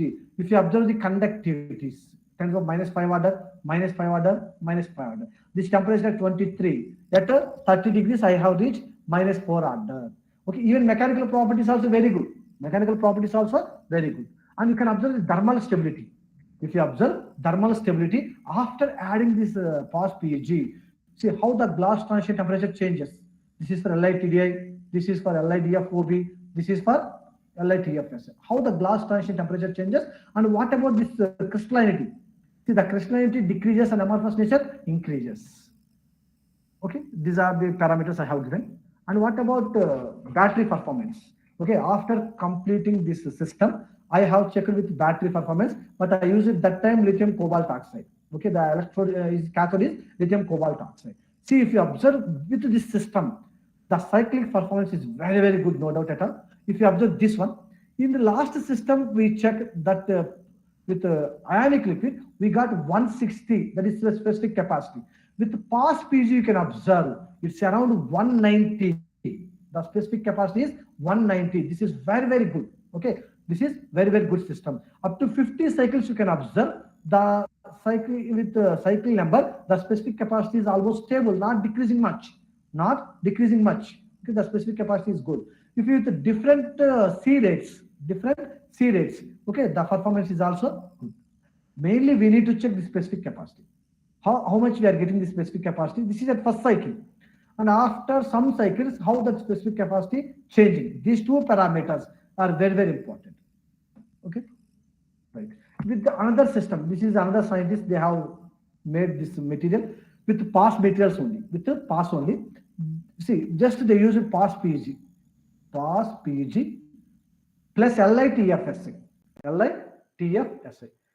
If you observe the sample, that's not that much mechanically strength. The mechanical property is not that much good here. Conductivity is good, no doubt at all. At 25 degrees, they reach -4. We need to check mechanical property also. Okay, whatever materials they use here, you can observe here. Okay, these are the materials they use, and whatever sample they got, that is conductivity is good, but mechanically not that much good. Okay, right. These are some of the battery performance. Okay, of their samples. So you can observe up to 100 cycles after using pass PG. The specific capacity is very good. If you observe this blue color, the specific capacity is very, very good. That is very stable. That is very stable. This is one of the main graph for battery performance. That stability is important. Okay, this graph we will do for charging, discharging, charging, discharging, charging, discharging, like that. Okay, after 100 cycles, the performance is very good. The performance is very good. So these are some of the other samples also I have shown here. Some of the other samples. I am not going to focus on this much. Right. Next, pass ionic liquid. This is one of the alternative. One I already discussed about pass polymer, that is pass PEG. In my first system, I used conventional ionic liquid. Conventional ionic liquid I used, but here I synthesized in my lab pass ionic liquid. Pass ionic liquid means that pass increase the conductivity and mechanical property both. Okay, by using this method. Okay, first I have taken pass material and that I have converted into pass ionic liquid. By using this pass ionic liquid, I synthesized different other ionic liquids. Okay, I have replaced this iodine by different ions. Okay, TFSI I replaced, I synthesized pass TFSI, pass DFOB and pass iodine. Different ionic liquids I synthesized and I used in the systems. After adding that pass ionic liquid for the polymer electrolyte system, if you observe the conductivity, how much that is increasing, 10 to the minus 5. Here I used both pass ionic liquid I used and pass PEs I used. If you observe conductivity, 10 to the minus 4. That means these are increasing the conductivity. Actually, in solid polymer electrolyte, the main drawback is conductivity. By using different techniques, we can increase that conductivity. Okay, if you observe mechanical properties, this is very, very important. Okay, along with conductivity, mechanical properties also increasing. Along with conductivity, mechanical properties also increasing. If you increase both conductivity and mechanical property, that is very good for research and the commercial point of view and the commercial applications also. Right? Thermal stability, you can check. This is also very, very important. If you use this pass-based materials, the thermal stability up to 250 degrees centigrade, that is not melting at all. Up to 250 degrees centigrade, that is not melting at all. Okay, if you use normal ordinary polymer electrolyte, after 60 degrees itself, that starts melting. After 60 degrees itself, it starts melting. But this after using pass, okay, the thermal stability will increase. That is very, very good thing. Thermal stability is also good. These are the main three properties we need to check. One is ionic conductivity, second one is thermal stability, third one is mechanical stability. These are the three properties we need to focus on in the electrolyte for smarter battery. Okay, if you observe optical spectroscopy, okay, see, after adding that pass PZ, how the structure changes, right? I'm not going to discuss much on these things. If you observe this conclusion, without pass material, only with pass IL, only with two pass material, ionic liquid and a pass PEG. If you observe how the conductivity increases, just you can observe the values. And how mechanical properties will increase, you can check. Okay, thermal stability you can check. Okay, electrochemical stability you can check. Okay, that means after adding pass materials, we can improve all these things, right? And last thing is pass lithium salt. Okay, just 5 more minutes, I'm going to conclude. See, this is pass lithium salt. We have synthesized this pass lithium salt. Already lithium chloride, this is normal general lithium salt. Okay, lithium nitrate. Okay, these are general lithium salts, but these are normal lithium salts. Okay, we are not getting much conductivity. Okay, for improving mechanical property and conductivity, we have synthesized the pass lithium salts also. After adding that pass lithium salts, okay, see here how much conductivity we achieve without adding any other material, only polymer and salt. After adding polymer with salt, okay, we are getting 10 to the minus 4 order. With normal salts, we won't achieve this. It's not at all. Maximum we can get up to minus 6 or minus 5 only. Even minus 5 also is not easy. Only with polymer and salt, without adding any plasticizer or ionic liquids like that. Here, without adding anything, only polymer and our pass lithium salt, we have achieved 10 to the minus 4 order. Even mechanical property is also very good. For this system, the mechanical property is also very good. Okay, if you observe this sample, the mechanical property is also good for the system. Right? Even electrochemical stability you can observe. 4.6 volts means that is very good voltage. Okay, and here we are adding one more thing to our system, that is pass PEG polymer. Now you can check. Almost we have reached 10 to the minus 3 order. After adding this pass PEG at 30 degrees centigrade, at 24, 7 into this. At 30 degrees centigrade, automatically conductivity will increase almost to 10 to the minus 3 order. This is also one of the very, very important system. Okay, and you can observe thermal stability. Thermal stability is also very good after adding the pass materials. These are the sum of my research I have focused, and I am focusing now also. Mainly pass polymers, pass ionic liquids, and pass lithium salt. And what is the advantage of this pass materials after adding this? That increases the ionic conductivity, that increases the mechanical strength, that reduces the TGN crystallinity, that improves electrochemical stability window, and enhances electrochemical properties of lithium-ion batteries. And that is one of the good material for lithium-ion battery. Okay, these are some of the conclusions. And what are the challenges in our electric vehicles? Okay, mainly smarter battery needs good electrolyte.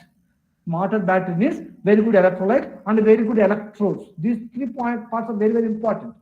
Okay, for smarter battery. And the battery management system, the data acquisition, and okay, we have to control the thermal management. Okay, for that the battery management system is very, very important. And the technical challenges, ensuring visibility, car body, charging infrastructure, inverter, motor, air cool conditioning, and battery, and brakes. These are all different parts and all are challenging only for us. All are challenging only. We need to reduce. See, once if we use sodium ion battery or zinc air battery or aluminum air battery, the vehicle price, or if you make lithium batteries in India itself, okay, the price will reduce by 50%. The reason is, if you observe any electric vehicle, in that electric vehicle, 40% of the cost occupied by battery only. The electric vehicle cost is 1 lakh, suppose. Okay, 40,000 is only battery cost. Okay, if you make that that battery in India itself, okay, then automatically the cost will reduce. Now we are importing from other countries. If you make the battery in India, automatically the cost will reduce. Within 2 to 3 years, the electric vehicle cost will down. The electric vehicle cost will coming down. Right? And I'm very thankful to my supervisors, my PhD supervisor, Dr. Ranveer sir. He is the head of the Dr. Harisingh Vishwavidyalaya, Physics Department, and my postdoc supervisor. He is in maximum work I did in Korea only. Professor Hyuri. He is the one of the director of Samsung in South Korea. And at present, I am working at Hyderabad, and they are giving always continuous support for continuing my research. And thank you all. If any questions, you can ask. Thank you very much. Thank you so much, sir. So, as sir has permitted for a few questions, and time is already exceeding, so we would go for 2 to 3 questions here, Sure. and after that, we are going to mail these questions to sir.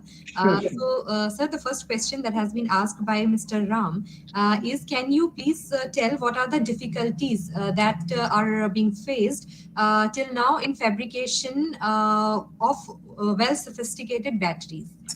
Okay, present problem is, see, the materials what we are using in battery. Okay, lithium ion we are using mainly.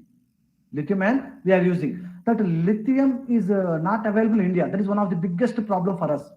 And another problems we are facing when we are working with lithium. When we are working with lithium, we can't work we can't work in open atmosphere. We can't work in open atmosphere because lithium is a very reactive in open atmosphere. This is one of the biggest problem we are facing. Even we are using in vehicles also for making the battery, and we are using in vehicles. The leakage problem is there. The leakage problem is there. Those are the problems we are facing. And cost wise, if you observe, main cost is that lithium. Okay, that lithium is not available in India. That is one of the main problem. If you make the battery, if the lithium is available in India, automatically the battery price will reduce by 50 to 60%. Okay, I think he got the answer.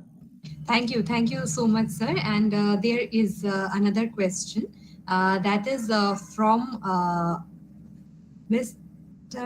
Vasavi, if I'm not wrong with the pronunciation. He wants to, or she wants to, I'm not sorry if I'm making a mistake, wants to ask about the carbon fabrication feature. Carbon? This is the fabrication feature. This is a question, and I think there is something lacking, some kind of language. So I would move to the next question. Kindly repost the question, I request you. And the next question is from Mr. Chandradeep Singh. Could you please explain current voltage and temperature monitoring or controlling technique involved? Sure. Just if you observe the diagram, I will explain in that battery management system.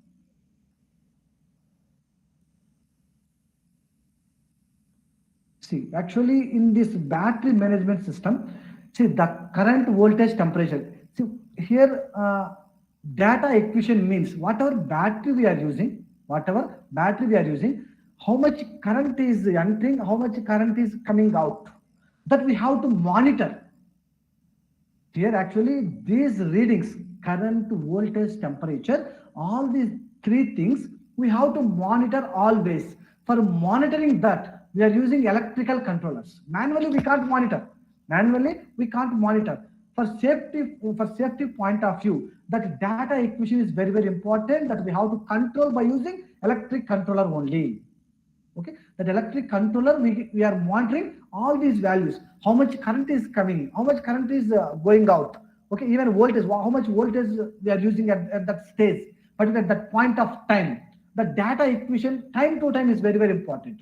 If you are using battery in running, the temperature automatically will increase. Even in charging itself, the temperature is automatically will increase. The data acquisition we need to check time to time, and for safety point of view, we have to control all these three values. We have to see these three values controlled means just we have to check time to time. We can't check manually, that we by using electric controller. See, once the current exceeds, then automatically that will off. Even voltage also, that will off. Okay, on off, automatic on off system is there in data acquisition. Okay, once the values exceeds, even temperature also, automatic on off system is there. Then only we can control the system. Okay, if we don't have that automatic control system, there is a lot of safety issues. In battery monitoring system, we are having all the control facilities are there. Right. Next. Thank you so much, sir, for your valuable presentation and valuable time. Thank you so much. And this is it for this session. And the remaining questions shall be provided via email, and the answers shall be provided to the participants. So thank you so much, sir, for your great presentation and so much of valuable time. And this webinar could be so much methodical due to the efforts of many. And this is the time to thank them. And for the vote of thanks, I would request Mr. Arun Kumar Singh. Thank you, Sari. A very good afternoon to our most valued guest for the teachers, entire webinar committee. Over to Mr. Arun Kumar Singh, sir. Hello, I am audible? Yeah, audible, sir, audible. Yeah. Research scholar and participant. Last but not the least, all gathered over here. It is my privilege. Sorry, Arun, sir, I'm unable to listen. Maybe an issue with me. Yeah, you can continue, Arun, sir. We are hearing. It's you actually. Voice is clear. It's my privilege to have been asked to propose a vote of thanks on this occasion. I, on behalf of Physics Department and the entire fraternity of the university, I would like to thank the Sir Dr. Harisingh Gour, the founder of the university. On my behalf, I extended a very hearty vote of thanks to the Honorable Vice Chancellor of Dr. Harisingh Gour Vishwavidyalaya, Professor Nilima Gupta ma'am, who spared time from her busy schedule to grace the occasion. I would like to thank our distinguished speaker, Dr. Anji Reddy Polu sir, for making an excellent presentation and making this webinar a very meaningful and interesting. I would like to express our deep gratitude to the convener and the dean of the School of Mathematical and Physical Sciences, Professor Ashish Verma sir, for organizing such a wonderful webinar. I would like to thank our head of department, Professor Ranveer Kumar sir, for his guidance and moral support. I am happy to express a vote of thanks to our teaching, non-teaching, and colleague research scholars, those who have made this webinar a grand success through their motivation and dedication.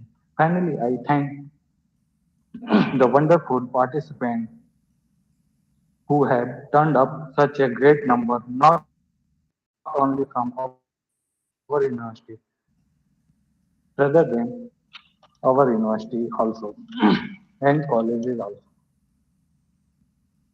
Thank you so much for your cooperation. Once again, I thank all for your participation and support. Thank you. Thank you so much, Arun sir. I hope I'm audible. Yes, yes. Yeah, now we are moving towards the finishing point of this event, and with the hope that very soon we'll get one more webinar. I, Sherry Nasir, want to take your leave. Thank you so much, everyone, and have a great day ahead. Thank you, Anji. It's Yeah, a thank you nice, very much, it's sir, a for nice, for nice giving one. Yeah, Thank, yeah, thank you, you, sir. Anji Reddy. And you did a very After a nice long work time, you managed to do abroad. it. Yeah, yes, sir. Yeah, really, it's very happy to because Sagar University is my host university. I spent around 7 years in Sagar. Ah, yeah. Yes, yes.